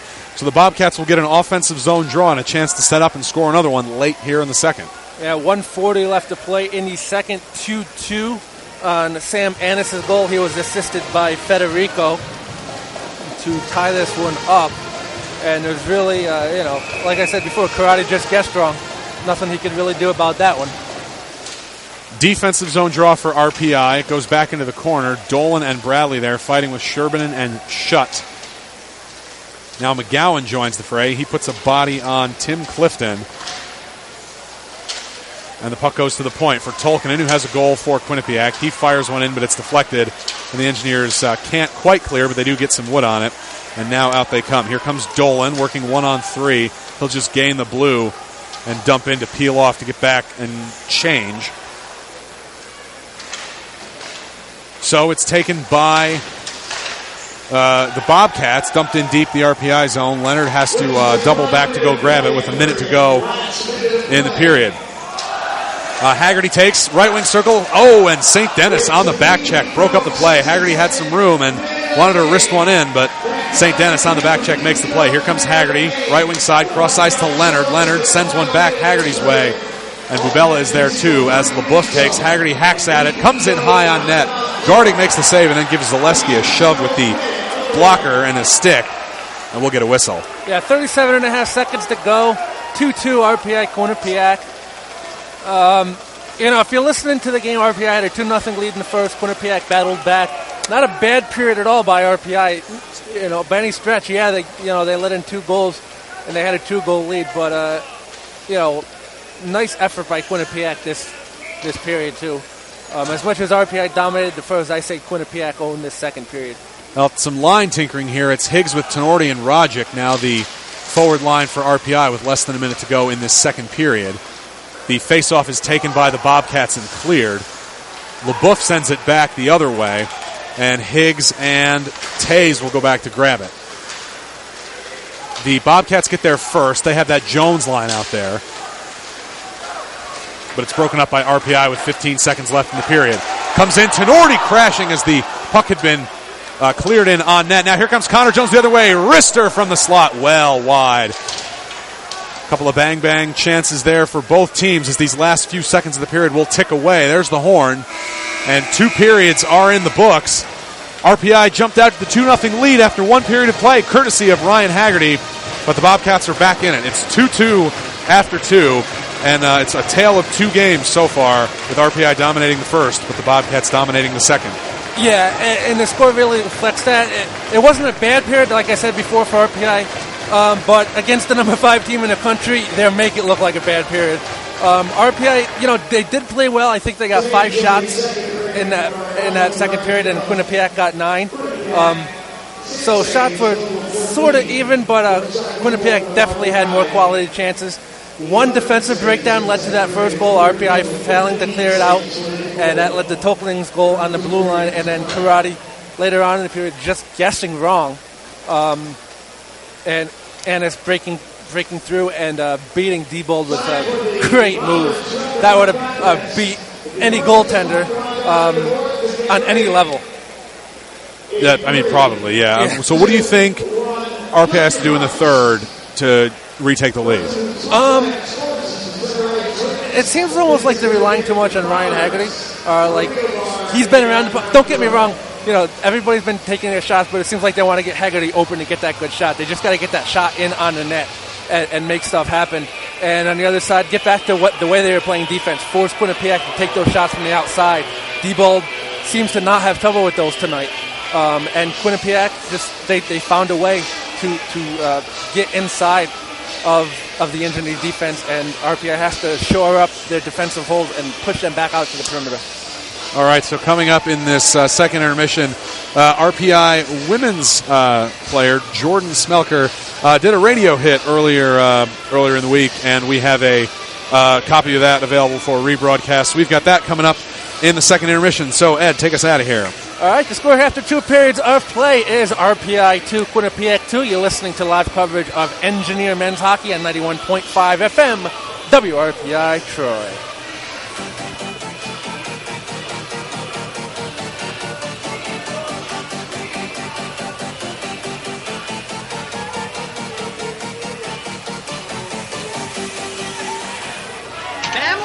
I've decided we're going to test our home for radon. But we're going to have to do it fast. Whoa, what's the rush? Well, I just talked to Jones across the street, and he told me he's checking for radon this week. So, they got their hang-em-high security system first, and they just hired a live-in astrologer. Oh, and don't forget, they were the first ones to give their lawn a perm. Right. Yeah. Well, they're not beating me in this radon testing thing. No way. Look, honey, I think it's a great idea to test for radon, but I'm not sure keeping up with the Joneses is a good reason to do it. All right, you got a better one? Well, radon's the second leading cause of lung cancer in the country. See? I'm smarter than I thought. High levels of radon in your home can be serious, but it can be fixed. The first step is to test your home now. It can be done quickly and inexpensively. For more information on how to test for radon, call 1-800-SOS-RADON. That's 1-800-SOS-RADON. Boy, am I steamed! Oh, what now? It rained on Jones' side of the street first. A message from the Ad Council and the EPA. Well, welcome back, everyone, to This Week in ECAC Hockey. Bernie Corbett once again with you, and I am with Jordan Smelker from the RPI women's team. It's our women's feature this week. Jordan is a senior forward from Anchorage, Alaska, and had a great weekend leading her team to a 2-game sweep of St. Cloud State. out in the state of Minnesota last week. Jordan, welcome to the show. Great to have you with us, and the team on a pretty good roll after the holiday weekend sweep before you get back into league play. Right, yeah. Thank you for having me. It was definitely a great weekend for us. We all came together and put 2 wins together, which is something we haven't done yet this year. But it was really, really a good confidence booster, and we're on a roll for this next weekend. Well, whenever I'm talking to a forward, whether it be on the men's or women's side, and she's coming off a good offensive weekend, I always give her a chance, or him a chance to talk about his or her line mates. So tell us a little bit about how things have been clicking offensively for you, and a little bit about the supporting cast that you have the opportunity to play with up front. Oh, sure. Well, this weekend I kind of played with a bunch of people, but my main line mates are Allie Sloboda and Mari Mankey, and they are just a pleasure to play with. Allie's the hardest worker on the ice all the time. She's always there supporting me, and then Mari, she's always open, and she's just a great person to play with. Not to mention our D, all of them did a great job, and especially Kelly, our goalie, played fantastic this weekend. So it was definitely all the credit goes to them. Yeah. Kelly O'Brien was very sharp last weekend and seems to be providing a good deal of stability. She got some great experience playing all the way through last season, pretty much every game. Yeah, so whenever we play top teams, she really, really steps up, and I think she's one of the best goalies in the country. She's so talented and really steps up on the big games. And her being a junior, that might have had a career-high 44 saves in the 4-1 victory. So coming back into league play, you know that you've got a person at that position who will give the team some stability. Right, exactly. She's she's our key player here right now, and we're lucky to have her. I know she'll keep playing well. Well, also the fact that you've had an opportunity to do a little travel and play out of conference. What was it like traveling out there to Minnesota? Long trip for the holiday weekend. Probably good to spend some time with your teammates.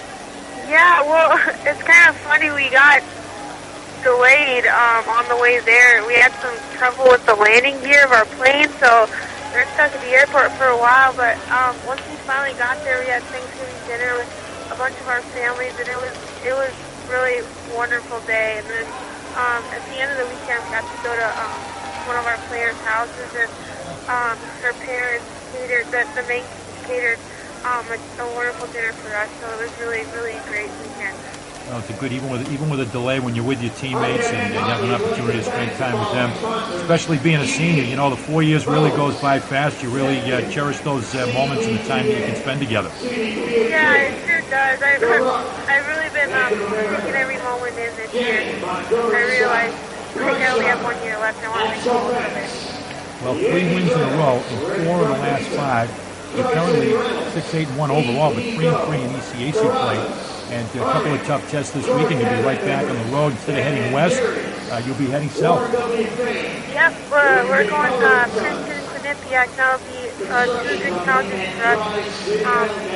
Hopefully it'll go well. I have confidence in ourselves, so I'm excited. Well, you've been very consistent throughout your career, Jordan.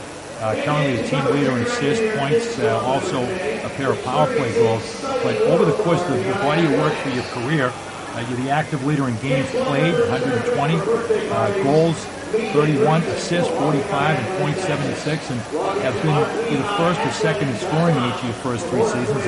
And that's the type of consistency that most coaches really dream about having from players, and particularly progressing over the course of a 4-year career is something that everybody at the college level aspires to.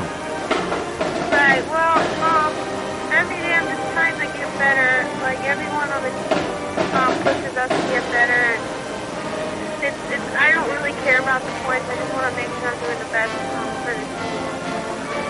So. Well, that's worked out well for you, and I got to ask, when you look at the background and the roots and the hometowns of some players, from Anchorage, Alaska to Troy, New York, how did that come about? Did that have to do with maybe some of your academic interests, having to play in along with the hockey? Well, yeah, I was always interested in engineering, and Colette, or the coach that recruited me, she would come up to the camps in Anchorage, and that's how I got to know about RPI. I had never heard about it. Really, anywhere from Alaska that has women's hockey is far away. So if it's Minnesota or New York, it's the same for me because it's just a flight away. So it wasn't really that big of a deal for me to go across the country, but RPI was definitely a good fit for me. Oh, indeed, a major in biomedical engineering major. That's pretty challenging, and I noticed that you've been ECAC All-Academic on a couple of occasions throughout your career, so I'm sure you've really worked hard at it, and that's certainly a difficult major. That's one that's pretty challenging, I would trust. Yeah, well, I really enjoy what I'm studying now, and we've had a bunch of girls in the past that have done it, and they've helped me a lot. Kelly and Anna Piper are also environmental engineers. We have some freshmen as well, so we're all kind of in it together.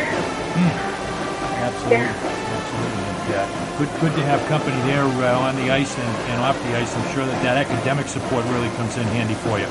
Oh, it really does. It's great to have people to struggle through school with.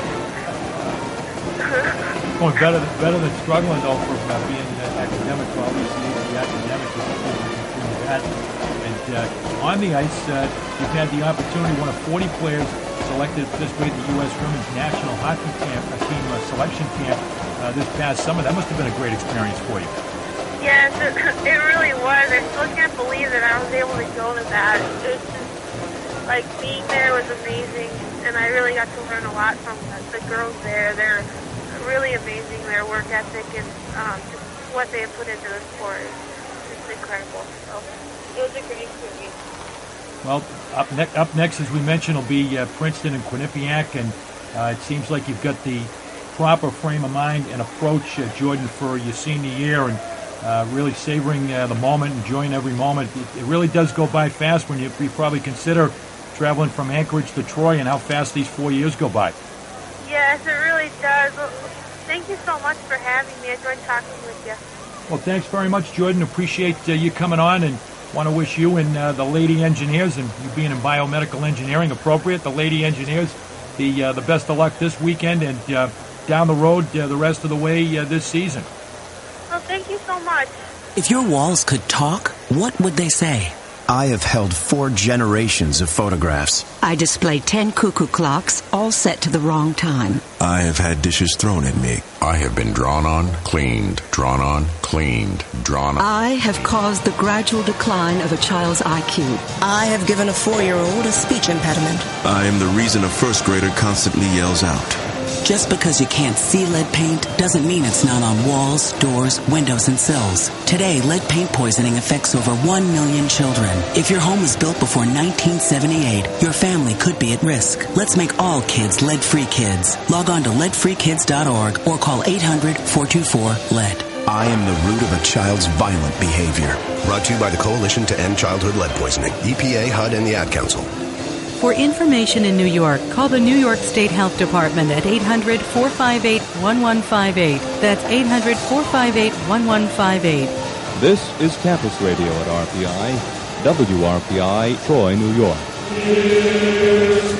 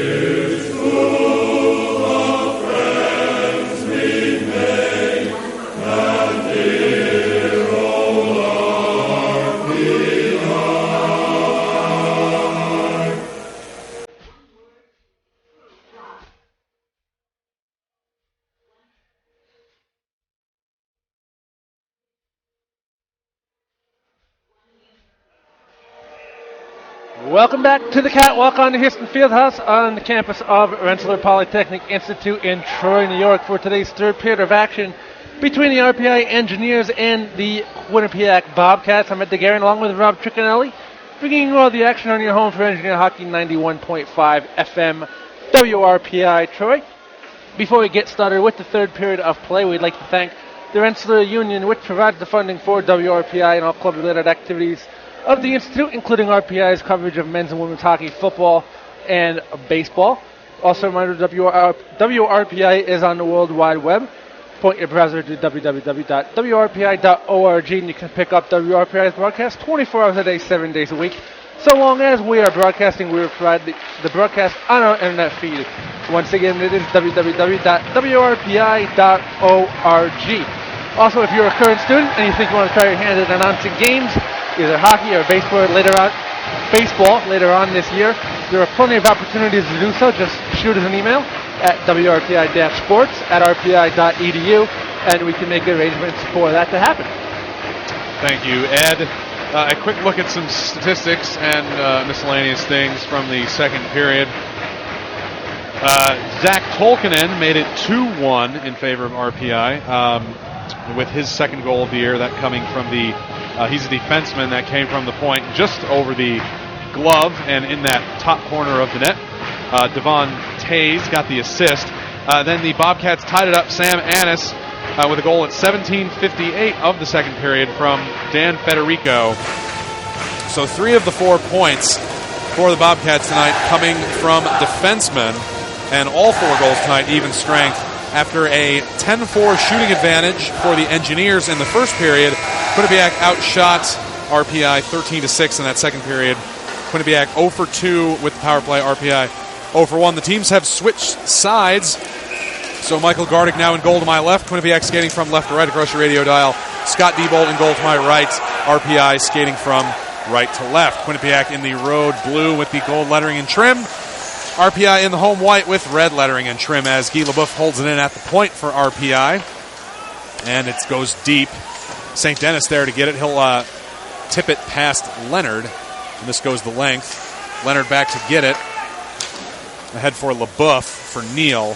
And it's taken by the Bobcats. They'll send it right back in on Leonard, who will put it on net from the logo, forcing Gardick to blocker it down. Now Bubella has it. Laliberte with a shot, and it's loose in front. Dolan's second chance opportunity, and he kind of fanned on it and tipped it up over the net on the rebound from Laliberte's shot, as Laliberte was being kind of pinned to the back of the net there after that by St. Denis.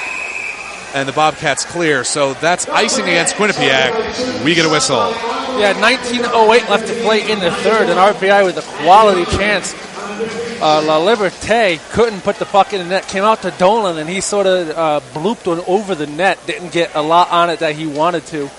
And because it was icing, Quinnipiac couldn't change their line, so the referee wisely waving them back. 2-2 RPI Quinnipiac, 19:08, third period. Offensive zone draw, one cleanly by Zaleski over the stick of Bubella to Bradley, who holds it in. It goes behind the net. Dolan grabs it, but isn't able to fire a shot. It was on his opposite side. He'll pass to Bradley, and he scores! Chris Bradley, and the Engineers retake the lead. Chris Bradley from just above the face-off circle just sort of wristed it in, and I don't know, it looked like it did get deflected by somebody. It changed direction. We'll see it on the big screen. It was just a screen. I think it was just a screen in front of the net. So I think this will be Bradley's goal. 3-2. RPI takes the lead. 18:58 left to play in the third. Well, the Engineers strike quickly and retake the lead early in the third. Higgs and Connor Jones for the draw. One by Jones. Back to Barron to Kellen Jones. It's picked off by RPI. Here comes Higgs with Neal and Haggerty, 3-on-3. And the Engineers are offside here. So there's a whistle. We'll await the official scoring on that, but they did put Bradley's face up on the board after he scored. So the Engineers with some good puck movement in the offensive zone draw, or good puck movement in the offensive zone after the draw, allowed Bradley to get it at that left side, kind of in between the blue line and the top of the circle, and he just sent one in and gave the Engineers the lead once again. Bradley gets credit for the goal as the Engineers look for another. Higgs in the right wing corner. Now to the half boards for Leonard. Neal holds it there on his backhand. He's bothered by a pair of Bobcats. Now Leonard able to hold it in. And the third chance effort for the Bobcats goes into the RPI zone. Now Neal in front of his own bench. He'll tap it. Then it gets chopped in. And Hibbler takes for the Bobcats the other way. Leonard and McGowan both greet him at the blue line and put him to the boards. Hibbler tried to get a shot in back on LaBeouf, but LaBeouf avoided the brunt of it. And the Engineers clear the puck. Smith back for it. McGowan falling down on the forecheck, but he gets right back up. Here comes Samuels Thomas just inside the blue. His shot is wide. Van Brabant will try to send it toward the net. LaBeouf fell down, or that was Reno, excuse me. Reno fell down trying to make a play on it after he got checked. Now Karate and Samuels Thomas in that right wing corner. Finally freed by the Engineers. Here they come. Tenorti with Bourbonnais. Tenorti gets grabbed by Van Brabant from behind. And the Bobcats take it. Samuels Thomas fired it in. It went off Reno's leg. Van Brabant got there first along that far side. Now it's Karate, end boards. He'll shovel it past them to Bourbonnais. Puck spinning on edge as it goes to the neutral zone. Bobcats are off. They need to tag back up, allowing Reno to settle it behind his own net. He tried to lead out Fulton. They finally connect on the second effort, but it's tipped in the neutral zone and steered back RPI's way. Reno banks it off the end boards, leaves it for Karate, who will advance to McGowan to Fulton. Red line back to McGowan. His dump-in attempt is deflected, and we get a whistle over there. And was that offside? I'm not sure what that whistle was for. So yeah, as you may have heard, Bradley getting the goal as his second of the season on an assist from Bo Dolan and Mike Zaleski. That was at 1:02 of the third for RPI to give them a 3-2 lead. This is a bench minor against Quinnipiac, it looks like. Too many men. Well, it looks like it's against RPI if they're setting up in the RPI zone. Okay. I saw after the shots on goal, I thought that was a penalty time for Quinnipiac. Of course, there's a banner in my way. So there are only 4 guys out on the ice for RPI. Yeah, too many men against RPI, so that's that whistle. Didn't look like an offside, and sure enough, that's the answer. Too many men on the ice. Haggerty going in to serve it. So Quinnipiac looking for the equalizer.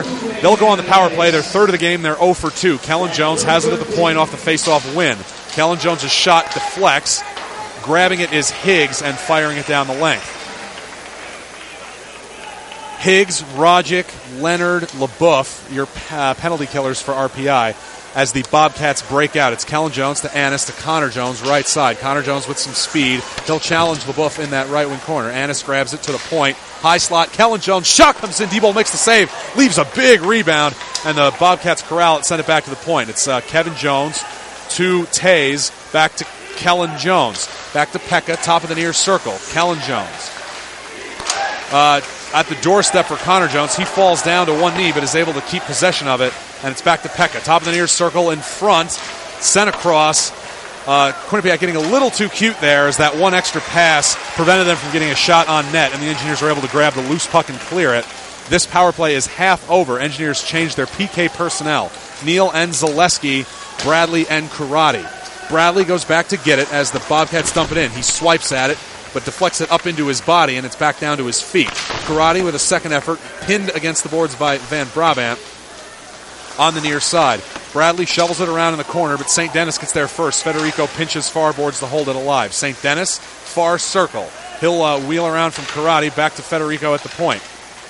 Dumped in deep. Van Brabant, first one there to Samuels Thomas at the doorstep on the near side. He'll send one toward the net. It deflects off of Bradley. Zaleski grabs it and will clear with 20 seconds to go on this Bobcat power play. Engineers change personnel. McGowan, Higgs, Leonard, LaBeouf. Leonard and LaBeouf, the D-man who started this penalty, will finish it. Here comes St. Denis with some space. He works through some defenders, tried to backhand one toward the net, blocked by LaBeouf. LaBeouf pounces on it, can't clear. Tolkinen holds at the point for Federico. Shot comes in, leg saved by Diebold. Samuels Thomas grabs the rebound, left circle. Here comes Higgs. He's got Haggerty coming out of the box. Haggerty one-on-one with Federico, and it's broken up by Federico. He had McGowan charging in, possibly to make it a late 2-on-1, but Federico negated that completely. Back to 5 aside. 14 and a half minutes to go, third period. RPI with a 1-goal lead thanks to the Bradley goal here in the third period. RPI went up 2-0. Quinnipiac tied it in the second. RPI retakes the lead in the third. Dolan swings it over to Bradley, who will try the home run pass to Haggerty. It's just out of his reach, but no icing. Haggerty will get to the corner first. Haggerty and Smith. Smith kicks it away from Haggerty, and it's behind the net. Zaleski got pushed down to the ice as the Bobcats were able to cancel that out and hack it away back to the neutral zone. Bradley grabs it in his own zone. He'll cross for Bubella over the logo. He and Kellen Jones collide, and it's grabbed by Sherbinin. Ahead to Kellen Jones, working one-on-one with Dolan. Shot comes in, saved by Diebold. There's a whistle. Well, just off of that penalty, Haggerty coming out of the box, the timing was just off, where Haggerty received that pass not in stride. And that made him slow up a little bit, which made Federico able to get back there and break up that potential 2-on-1 with McGowan streaking down the far corner. RPI just missing out on a quality 2-on-1 chance. 13:47 left to play in the third. 3-2 RPI over Quinnipiac. Engineers with the defensive zone draw. McGowan sends it back behind the net. Karate and Annis there will both fight for it. Now Reno joins with Connor Jones. It's tangled up in some feet. Bourbonnais frees it, sends it near side but not out. Shot from Connor Clifton comes in, deflects off Tenorti, goes to the neutral zone. Grabbed by Kellen Jones at the logo, ahead for Annis, right wing side. He leaves for the trailer, but it's broken up by RPI, but not out. Connor Clifton sends one in, deflects in front, not a shot on goal. Taze keeps it alive, right side for Quinnipiac, and Karate will grab it. Tenorti shrugged it away into the neutral zone. Foot race the other way, Bourbonnais and Taze. Taze gets there first, and he'll leave it for Kellen Jones. And now taken by RPI. Fulton in front of his own bench for the Engineers. He fired one in, but it hit Patry, the linesman, and deflects to the far side. Grabbed by Leonard at the red, dumped in. Gardick will go get it. He'll tip it away from Schrader, who is charging in hard. Right wing side, Fulton and Schrader. Rajic, the man out in front. Leonard along the half boards keeps it alive. Fulton, right wing corner for Connor Clifton behind the net. Shutt directs behind for Clifton. And it's swung ahead into the neutral zone. Grabbed by Rajic. Swept back to the Quinnipiac zone. Back and forth. Neither team able to establish a offensive presence in this last minute or so, as the puck is back in the neutral zone right on cue. Jabbed at by a couple of players. Finally lobbed over to Leonard on the near side. Leonard fires one. Goes over the net in deep. Laliberte grabs left wing corner, centering pass broken up by the Bobcats, and Hibbler steered it out to center, but Bradley reversed it back Quinnipiac's way. Bobcats looking to break out. Engineer forecheck is on. It's Laliberte. They break by him, but get tangled up at the offensive blue line. Bradley able to get the puck with some time and space. Here he comes in his own slot. Over to Bubella, right wing side, in the attack. Bubella collides with Federico, but keeps his feet and gets the puck back. Now it's in deep for Zaleski, has it poke checked away to the right wing corner. Zaleski back to the point for Reno. Parker Reno pinches in, fires the shot, leg save. Taken in the high slot by Bubella, but broken up there by Tolkinen, and Samuels Thomas plays keep away for a minute before he's able to regroup, corral it, and grab.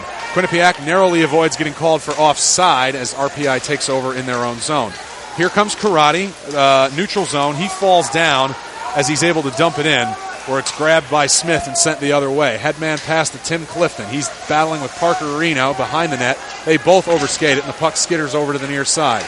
Taken by Sherbinin, and he fires one, and a shoulder save by Diebold will get a whistle. Yeah, again, like I mentioned, going into the intermission, RPI has to do a better job of clearing that crease area and getting Quinnipiac shots on the outside. I think thus far along this period they're doing that. We'll see if that is able to keep up. 10:46 left to play in the third. 3-2 RPI over Quinnipiac. Offensive zone draw for the Bobcats. It's Connor Jones against Higgs, and we have a bit of a pause here as Kyle Allen, the referee, goes to speak to the scorekeepers.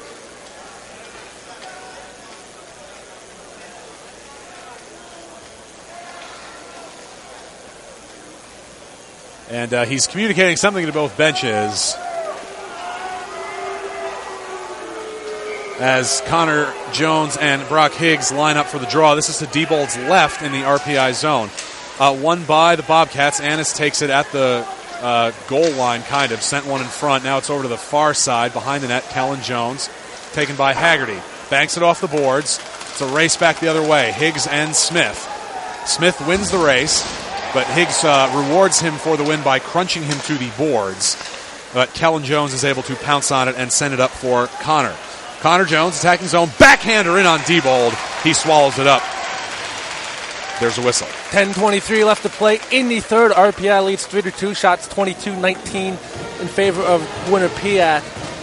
Going on that last Quinnipiac rush, resulting in a shot. I think Guy LaBeouf has to do a better job marking that man. He's backpedaling, but at the same time, he was backpedaling away from his man, allowing the Quinnipiac forward to come in and get that shot off.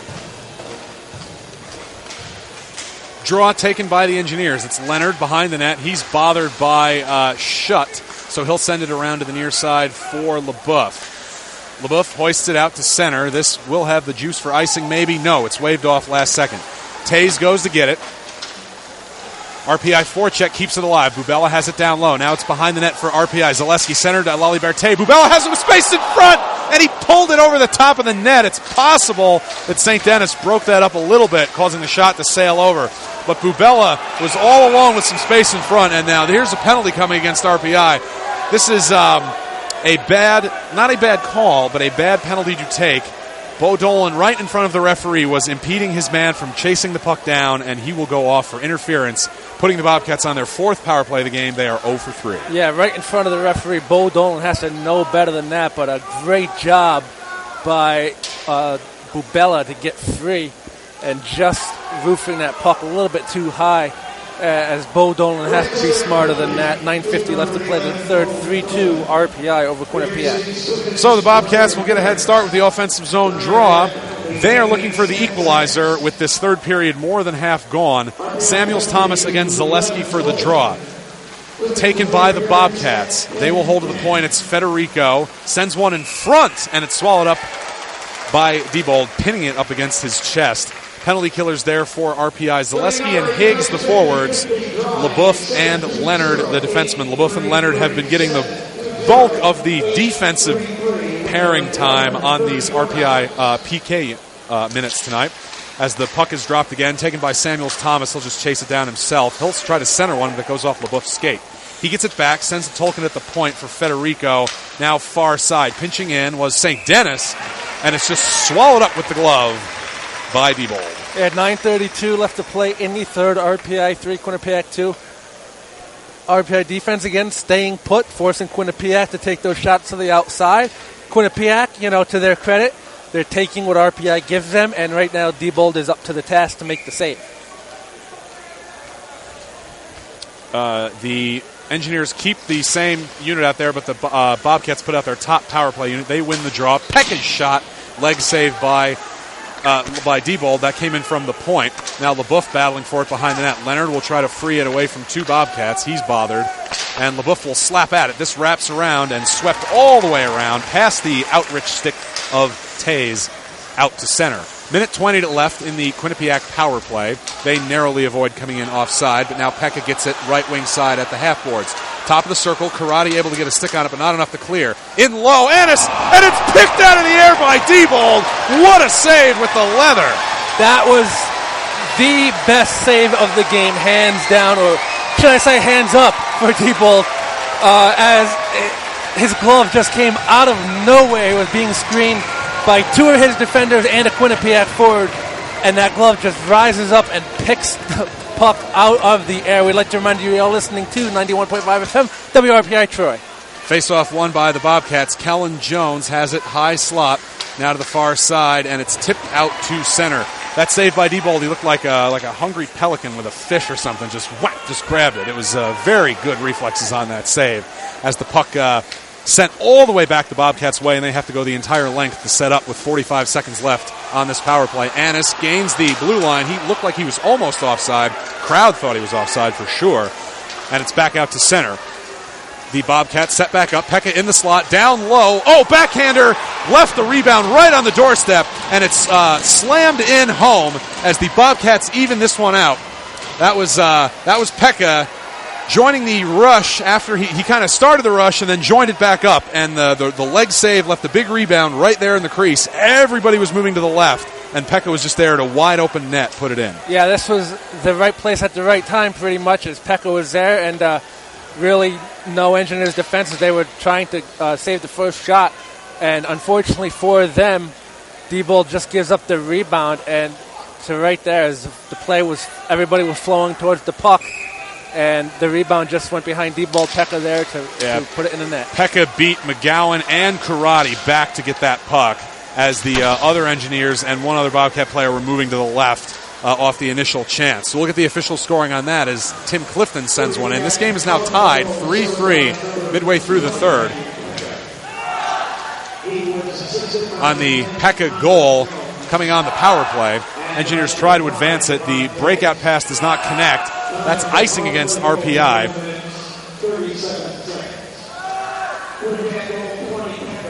So Pekka with the goal from Connor Jones and Devon Tays. And it's even up with less than 8 minutes to go in the third. And it should be noted that it's a power play goal, so it's the first one of the game for either team. It's Zaleski against Samuels Thomas. They have faced off quite a few times. Samuels Thomas wins the draw, and he'll take it behind the net. He'll fight with Zaleski back there. Zaleski in deep on the back check. Samuels Thomas centered one, but Bubella was the only one there. He'll try to skate through three Bobcats. He gets a couple of feet down the ice before it's broken up, and LeBoeuf takes over at center. He'll send to Bubella again. Bubella got by his man, but lost the puck in the process, and it goes behind the net. Now left wing side, Bubella has it half boards. Finds some space. Bubella's shot deflects off Tolkinen and goes to the left wing corner. McGowan there. Haggerty 2 to Bradley, half boards. Bradley fighting off Samuels Thomas. Gets it to Haggerty. Back to Bradley. Misses it with the glove, and Samuels Thomas will race back the other way, but Tenorti gets there first and flips it over to the far side for Dolan with 7 minutes to go in the third period. Tie game, Houston Fieldhouse, RPI Quinnipiac. Dolan just inside the blue line for RPI. He'll tee up the shot. In it goes! And a blocker save by Gardig. Back the other way, it's Hibbler working one-on-one with Dolan, and it's broken up by RPI. Bourbonnais picks it up. Cross-ice pass just out reach of Tenorti, and that's icing against RPI. Yeah, 6:42 left to play in the third. RPI 3, Quinnipiac 3. Milos Bubilla doing a great job getting open, and that long reach ahead, he's able to just find open spaces on the ice when there's two or three guys around him and get shots. So great job by Bubella down low in the slot. He's been a little slippery. The Engineers, of course, probably wishing that he could that he can take advantage of one of these with a goal in a future opportunity for sure. As the Bobcats take it at the point, here comes Smith's shot, comes in, looks like it rattled off that near post maybe. Flurry of activity in front there as Tenorti is able to gently lift it off the board, so it does not have enough for icing. Smith back to get it. St. Denis will tip it off his stick, and it goes into the far corner. St. Denis back for Pekka, who fires one wide. Barron will pinch in near side to keep it alive. Behind the net for St. Denis. He was trying to spring Pekka out in front, but Neal intercepts for RPI. Here comes Haggerty, right wing side, with some speed. He put it through the legs of Federico toward the net, but Gardig able to cover it up, and then Federico kind of grabbed Haggerty, grabbed his torso, and kind of pushed him back away from the play, and the crowd was not happy with that. Yeah, Haggerty just snowing the goalie, like you normally would do, nothing harmful about it. Did not go into the goalie, and he sort of just got shoved away and saying, "Hey, what are you doing?" 6:01 left to play in the third. RPI and Quinnipiac tied at 3. And this has been a very entertaining game. RPI had the lead 2-0. Quinnipiac battled back. RPI took it again. There was back and forth by both teams, so this is a good, solid game. And RPI, if they can come away with a tie, they can't be too happy. I mean, not going to be too happy about it, but could be worse. So the face-off, offensive zone for RPI, it's taken by Quinnipiac. They'll come the other way out with it. Connor Clifton has it near half boards in the RPI zone. It's freed. This will have the legs for icing against RPI. 5:45 to go in the third. Yeah, 5:45 left to play in the third. Again, both teams, settling down a little bit. Was back and forth, and now we had consecutive icings on RPI. So have to do it again in the engineer zone. Connor Jones against La Liberté for the draw. Still tangled up at the dot as they. That's offside. Yes, there's a whistle. The Bobcats won the draw, but then the puck came out and back in offside. Yeah, Tay sort of took that out of the zone and then brought it back in. So that's an intentional offsides. Faceoff will come out of the zone. 5:39 left to play in the third. 3-3 RPI Quinnipiac. Higgs, Schrader, Rogic, the forwards out there for RPI. That is a bit of a different look than we saw earlier in the game, as the Engineers will gain possession and dump it in. Higgs has it left wing boards. Schrader keeps it alive. Now it's Barron to Tays behind the net. Tays will lead out Hibbler. And just out of reach of Leonard and Van Brabant. Van Brabant gets there first. Hibbler takes far half board, sends one in at a sharp angle, and it's deflected, goes behind the net. Hibbler regroups, left wing side. He'll pass between his legs for Samuels Thomas. And he's got Barron at the point. He's trying to outrace LeBoeuf to get there. Instead, he'll leave it behind the net. And Higgs will grab it for RPI. That's a turnover for the Bobcats. And out comes RPI. It's Rogic. Lost the handle for a second there. And the Bobcats whack it back the other way. Taken by LeBoeuf. In on net. Well, just over the net. Hits the end boards. Corralled by the Bobcats. Sent out to center. 2 on 4. Here they come. And it's broken up by Dolan. Zaleski over to help. He'll rip it away and take possession. Zaleski behind his own net to La Liberté. 4.5 minutes to go. Third period. RPI Quinnipiac tied at 3. And Federico goes to get it in his own zone for the Bobcats. Now it's muddied up near corner. Thrown back the other way. And Bradley will hack at it. It's still loose. Neutral zone. Zaleski grabs it. Head for Zaleski. RPI circling a little bit, but not advancing the puck past that red line. Now they finally do. It comes back to the stick of Federico, and he'll headman past to St. Dennis. Shot from the left wing circle. Leg save by Diebold. Bounces off Diebold and goes all the way back the Bobcats' way. Picked up by RPI. Parkerino flipping at it in the neutral zone. The Bobcats grab it, send it back. And Karate takes it on his backhand in his own zone. 3.5 minutes to go, third period. RPI Quinnipiac tied at 3. He is Ed DeGarian. I'm Rob Tricanelli here at the Houston Fieldhouse. And here come the Bobcats. It's Annis, high slot, wrister, misses.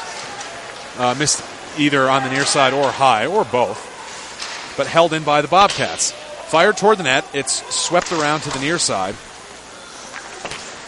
And Karate gets it to Tenorti, but not out. Second effort is out. Connor Clifton passed him at the point. Kellen Jones goes back to get it. He avoids pressure from Bourbonnais, and they're on the attack. Here comes Tays. Ooh, dangerous chance there as Tays had a shot to take the lead there, but the Engineers collapsed on him down low and didn't give him much doing, and Diebold also there to help out. Puck comes in to the RPI zone. LeBoeuf takes near corner. Out to the neutral zone. Higgs has it kind of caught up in his feet. He's bothered by Barron. Will bank it off the near boards to LeBoeuf, who'll cross to Leonard. He's got Haggerty ahead of him. He'll dump it in. Neal will go give chase. Higgs grabs instead at the near half boards. Higgs and Hibbler battling it out. And it's flipped up. And LeBoeuf tried to glove it down, couldn't quite handle it, and it's taken by Samuels Thomas in the attacking zone for Quinnipiac. 2:10 to go, third period. Grabbed by the Bobcats. It's Federico just inside the point. He had Schutt breaking, tried to pass it to him, but the pass was a little bit too high for Schutt to get a tape on and try to put it toward the net. Under 2 minutes to go, third period of this 3-3 game between the Engineers and the Bobcats. Zaleski grabs it, but it's directed back the other way by the Bobcats. Rogic and Zaleski get tangled up. Here comes Connor Clifton working 1-on-2. Bradley gives him a shove, and the puck goes behind the net. Taken by Schutt. He's got some space, attacking zone. To the point, Tolkinen with a goal tonight. Wristed in, wide of everything. Grabbed by Sherbinen, near side. Taken by the Bobcats. Connor Clifton fires one, but it's wide on the near side. Minute 20 to go in the third. Puck in front of the Bobcats bench, neutral zone, couple players colliding. Bobcats getting the worst of it there. Bobcats take over. Schutt with a minute 10 to go in regulation. And the Bobcats just got away with an offside as Pekka fires a wrister that goes wide of everything. Tays takes neutral zone with a minute to go in the third. Here comes Kellen Jones. He's working one-on-one with Dolan on the left side. Dolan bothers him to Connor Jones. Shot saved by Diebold. And Laliberte will try to give chase in the near side. Schrader and Kellen Jones both come tumbling down to the ice, and Laliberte will lift it up off the boards and out. 40 seconds to go. The Bobcats have to go all the way back to get it, and they break out. They're quickly back the other way as LeBoeuf is able to get a backhand on it and shovel it back the Bobcats' way. 30 seconds to go in regulation. Bradley back to get it for RPI on his backhand out of the zone. Back and forth. Federico takes in the Bobcat zone for Quinnipiac. He leads out Connor Jones past the stick of Higgs with 15 to go. Connor Jones smeared along the boards by LeBoeuf, but he keeps it. Big shot by Van Brabant, and he breaks his stick. Puck goes nowhere. Here comes Bubella with Higgs. 2-on-3. Bubella finding some space again, uses Higgs as a pick a bit there, but the puck goes to the left wing side with no shot. There's the horn. Third period is over. So, Ed, you wanted the game over quickly because it's going to snow. Not going to get your wish, as we're going to play some bonus hockey. And the Engineers kind of on their back of their heels a little bit. Quinnipiac pushing the play the last half of that third period. Yeah, but you know what? Even though I didn't get my wish, it's an entertaining game.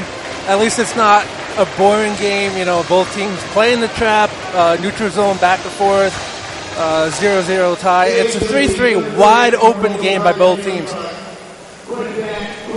This is a game for RPI's defense. We knew coming in, Quinnipiac had great forwards. The Jones twins, Pekka, Samuels Thomas, Annis, some of the top forwards in the country. So RPI's defense was going to have to step up. They did so. They pushed them out to the perimeter for the first period, shut Quinnipiac down for the first period. Quinnipiac came back, made their adjustments, started getting forwards behind the defensemen. And they got 2 goals by Diebold. RPI comes back with a Chris Bradley goal. Did a good job for the first 10 minutes of getting the Quinnipiac forwards and the shots out to the perimeter again for Diebold to handle. We saw they let a forward behind them. Diebold makes the initial save, lets up the rebound, and a forward is right there for Quinnipiac and Matthew Pekka to put the tying goal away. And so RPI, overtime, again, they had to shift out. Diebold doing a good job shutting down those shots on the perimeter. So a quick look at the scoring in the game so far. Ryan Haggerty with 2 goals in the first period, one coming at 3:16 from Curtis Leonard, then another at 6:31 from Matt Neal and Guy LeBoeuf. Quinnipiac made it 2-1. That was Zach Tolkinen from Devon Tays. And then Sam Annis tied it up with 2:02 to go in the second period, with the apple going to Danny Federico. All those goals 5-on-5, including the go-ahead goal for RPI, with Chris Bradley getting it done on that point shot, with assists going to Bo Dolan and Mike Zaleski. First special teams goal of the night coming, the equalizer for Matthew Pekka, with assists going to Connor Jones and Devon Tays. So 2 assists for Tays for Quinnipiac, as well as the 2 goals for Haggerty. They are your only multi-point performers tonight, as we have 5 minutes on the board for overtime. Puck dropped, taken by the Bobcats. Dumped in. It's back behind Diebold. And the teams have switched sides here. Engineers going from left to right. Bobcats going from right to left for this overtime period. Shots on goal cumulatively 30-20 in favor of the Bobcats. So they have pulled away in that department in this period. They had the 17-16 edge, outshooting RPI in this period, in the third period, 13-4. Offensive zone draw coming for the Bobcats. It's Connor Jones against Brock Higgs. This is to the left of Diebold with 4:46 to go in overtime. Won by the Engineers. Ahead for Haggerty over the red line. 2 players funneled in on him, but he still is able to chase the puck down. He tried centering it, wound up backing it off the side of the cage, and he got checked hard into the boards as he did so. The Bobcats corral it. It's Higgs to Bradley. Here comes Haggerty. Haggerty had a shot at it. He had it at the blue line with some space, but it just skipped up over his stick and trickled away from him into the attacking zone. So he'll go off on a change as the Engineers put out the Zaleski, Bubello, Laliberte line. And Laliberte advances to Zaleski, neutral zone. Here comes Zaleski, back to Laliberte, left wing side. Dumped in, Zaleski will go get it. Left wing corner, Zaleski fighting off his man. He falls down but keeps possession. Bubello with some space, high slot, shot, but it gets deflected and arcs over the cage back behind the net. Bubello will grab it again. Behind the net, he'll turn up, get away from his man. Tried to send one in front for Zaleski, but it's deflected to Shutt. Zaleski hips checks Shutt into the boards, but the Bobcats work it free. It's Dolan, and it's dumped in by RPI. Goes on net, leg save by the Bobcat goalie guarding, and they advance. St. Denis working 1-on-2, attacking zone. He dekes past Dolan, but the second chance puck deflected to that far side. Dolan rubs Pekka out against the boards, and it's taken by Tenorti for RPI with 3:20 to go in OT. RPI Quinnipiac 3-3 as we play some bonus hockey to see if we can resolve this one. Engineers dump-in effort goes on net, so the Bobcats forced to try and clear. Schrader takes a turnover, but it gets by Tenorti in the slot. Kind of both on their backhand, not a whole lot either could do with it, and the Bobcats come the other way. Van Brabant shot, left wing side, goes wide. Samuels Thomas will chase it down as it's wheeled around to the other side. Under 3 minutes left in overtime. Grabbed by the Bobcats. Tolkinen gloves it down at the point, wrists it in, saved by Diebold. He gives up a rebound. Van Brabant tried to pounce on it, couldn't. Taken by Samuels Thomas. He whips on the shot, and he'll try to pressure Schrader to keep him from advancing it. Now it's 2-on... No, it's not 2-on-2 because Tenorti had the puck, but McGowan broke off to go on a change behind him. So Tenorti will dump it in. Overtime is half over. Puck up, neutral zone, grabbed by the Bobcats. They come in. Samuels Thomas shoots it in, then goes off on a change. Karate grabs the loose puck and will skate through his own zone. He avoids Connor Jones, has some steam, puts it ahead for Haggerty. Here comes Haggerty. Shot! Whistles wide on the far side. Haggerty shot coming from that near faceoff circle. About 2:05 to go here, overtime period.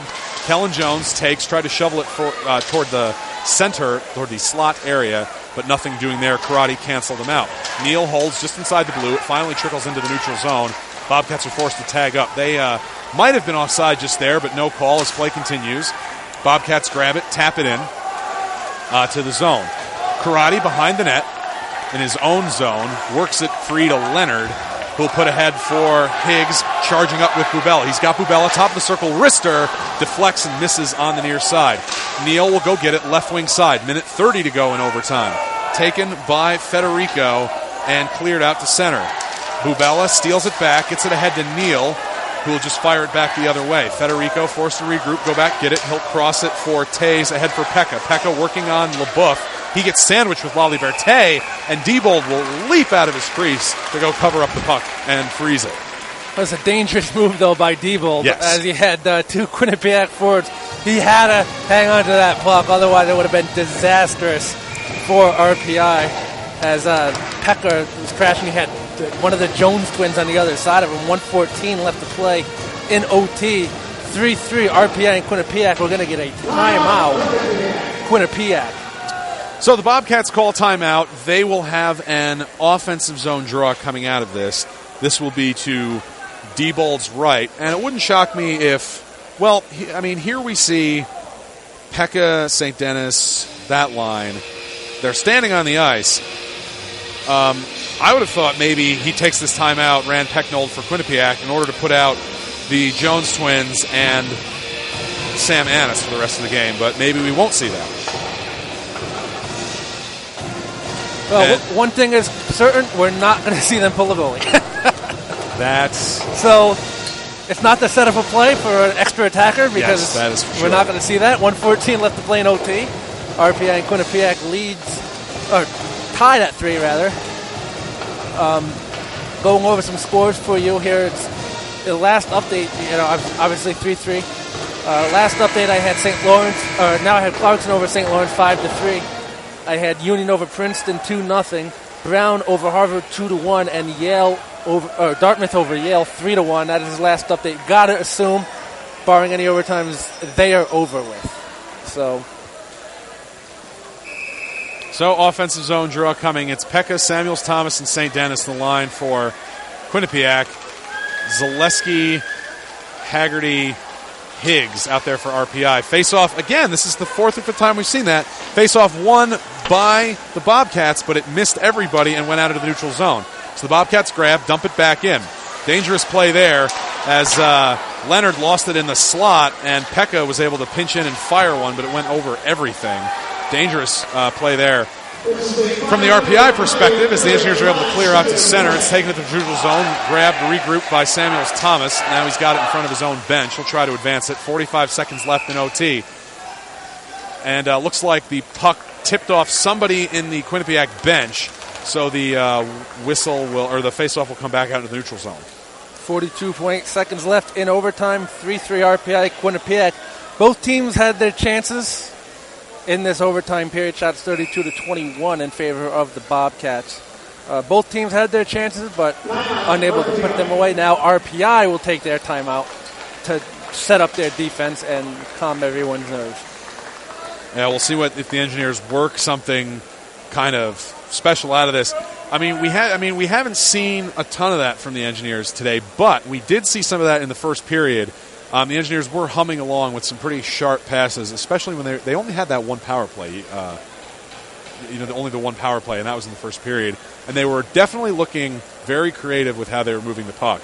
So, maybe coming out of this timeout, we'll see a similar kind of approach if they're able to corral the puck and take it off this neutral zone draw. Yeah, and credit Quinnipiac, too. You mentioned RPI came out buzzing in the first, and they really didn't change their game at all to go into like a defensive shell that we've been used to seeing over the years. I think Quinnipiac made their adjustments, and their forwards, RPI, for the last two periods, I'm going to admit they looked like they were a step behind the Quinnipiac forwards. As, the Jones twins and Matthew Pekka, Samuels Thomas, and Annis, they looked like they were hungrier to get the puck and keeping RPI back on their heels, but RPI defense has been doing a good job to only let in 3 goals.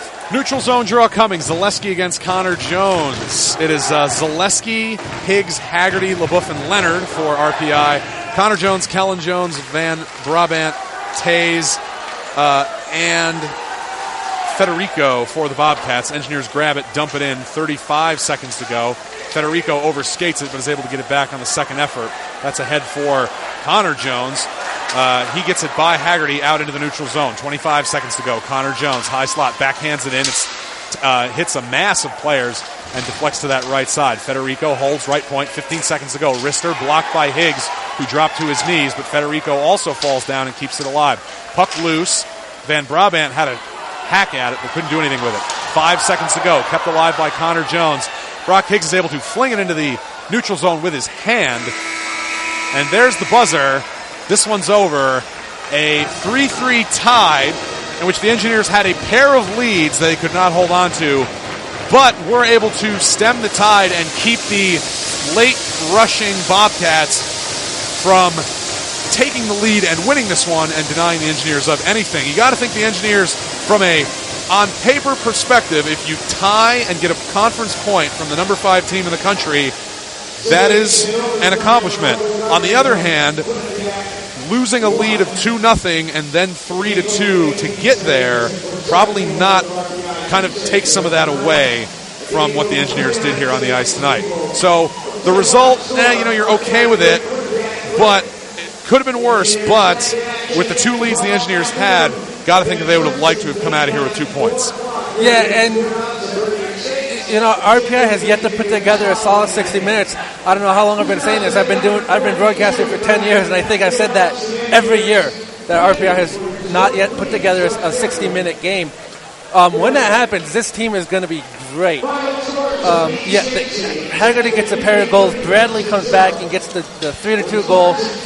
And like I said, it was really a tale of the RPI defense needing to step up. For the most part, they did. I said going into the second intermission, in order for them to win, they needed to keep the shots to the perimeter for Quinnipiac. Diebold had a nice vision going on today. He was able to handle them well. Look what happened. They didn't do that. They get a power play. Pekka gets behind the defense. At the same time, D-Ball happens to give up a rebound, and Pekka puts it in the back of the net. So a few defensive breakdowns, few mental mistakes for RPI that they probably want back, but all in all, a good showing for RPI, and give credit to Quinnipiac. There's a reason they're the number 5 team in the country, from the talent on the ice and all the way down to coaching, too. Rand Pecknold made his adjustments, and it showed. And the Quinnipiac defense also for RPI, not just credit Coach Pecknold, but also Reed Cashman. He was a great defenseman for Quinnipiac way back in their infancy when they first started in the ECAC, and now he's continuing that legacy behind the bench for the Bobcats. For sure, and it Quinnipiac did have a game. I mean, this doesn't matter so much, I would say, because RPI had the 2 weeks without a game, time to just practice and get your feet back a little bit, and you had that kind of a break in between the actual game atmosphere. Quinnipiac did have a game last weekend where they played UMass. They blasted them.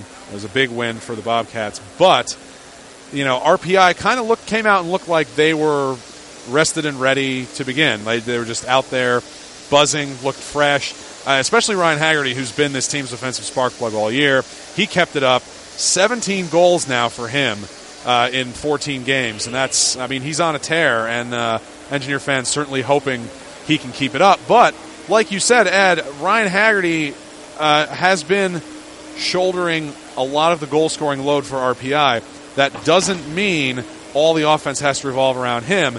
And as you pointed out, especially in some of that second period and early third period, it did look like RPI was kind of playing a little bit of, let's just bide our time until Ryan Haggerty's out on the ice and see what happens. What do you think? Who do you think can fill some of that secondary scoring and some of that alternate chances and things that that if they need to get away from the all Haggerty all the time plan, who can step up and fill that void? I have a feeling you're going to say Milos Bubela, but don't let me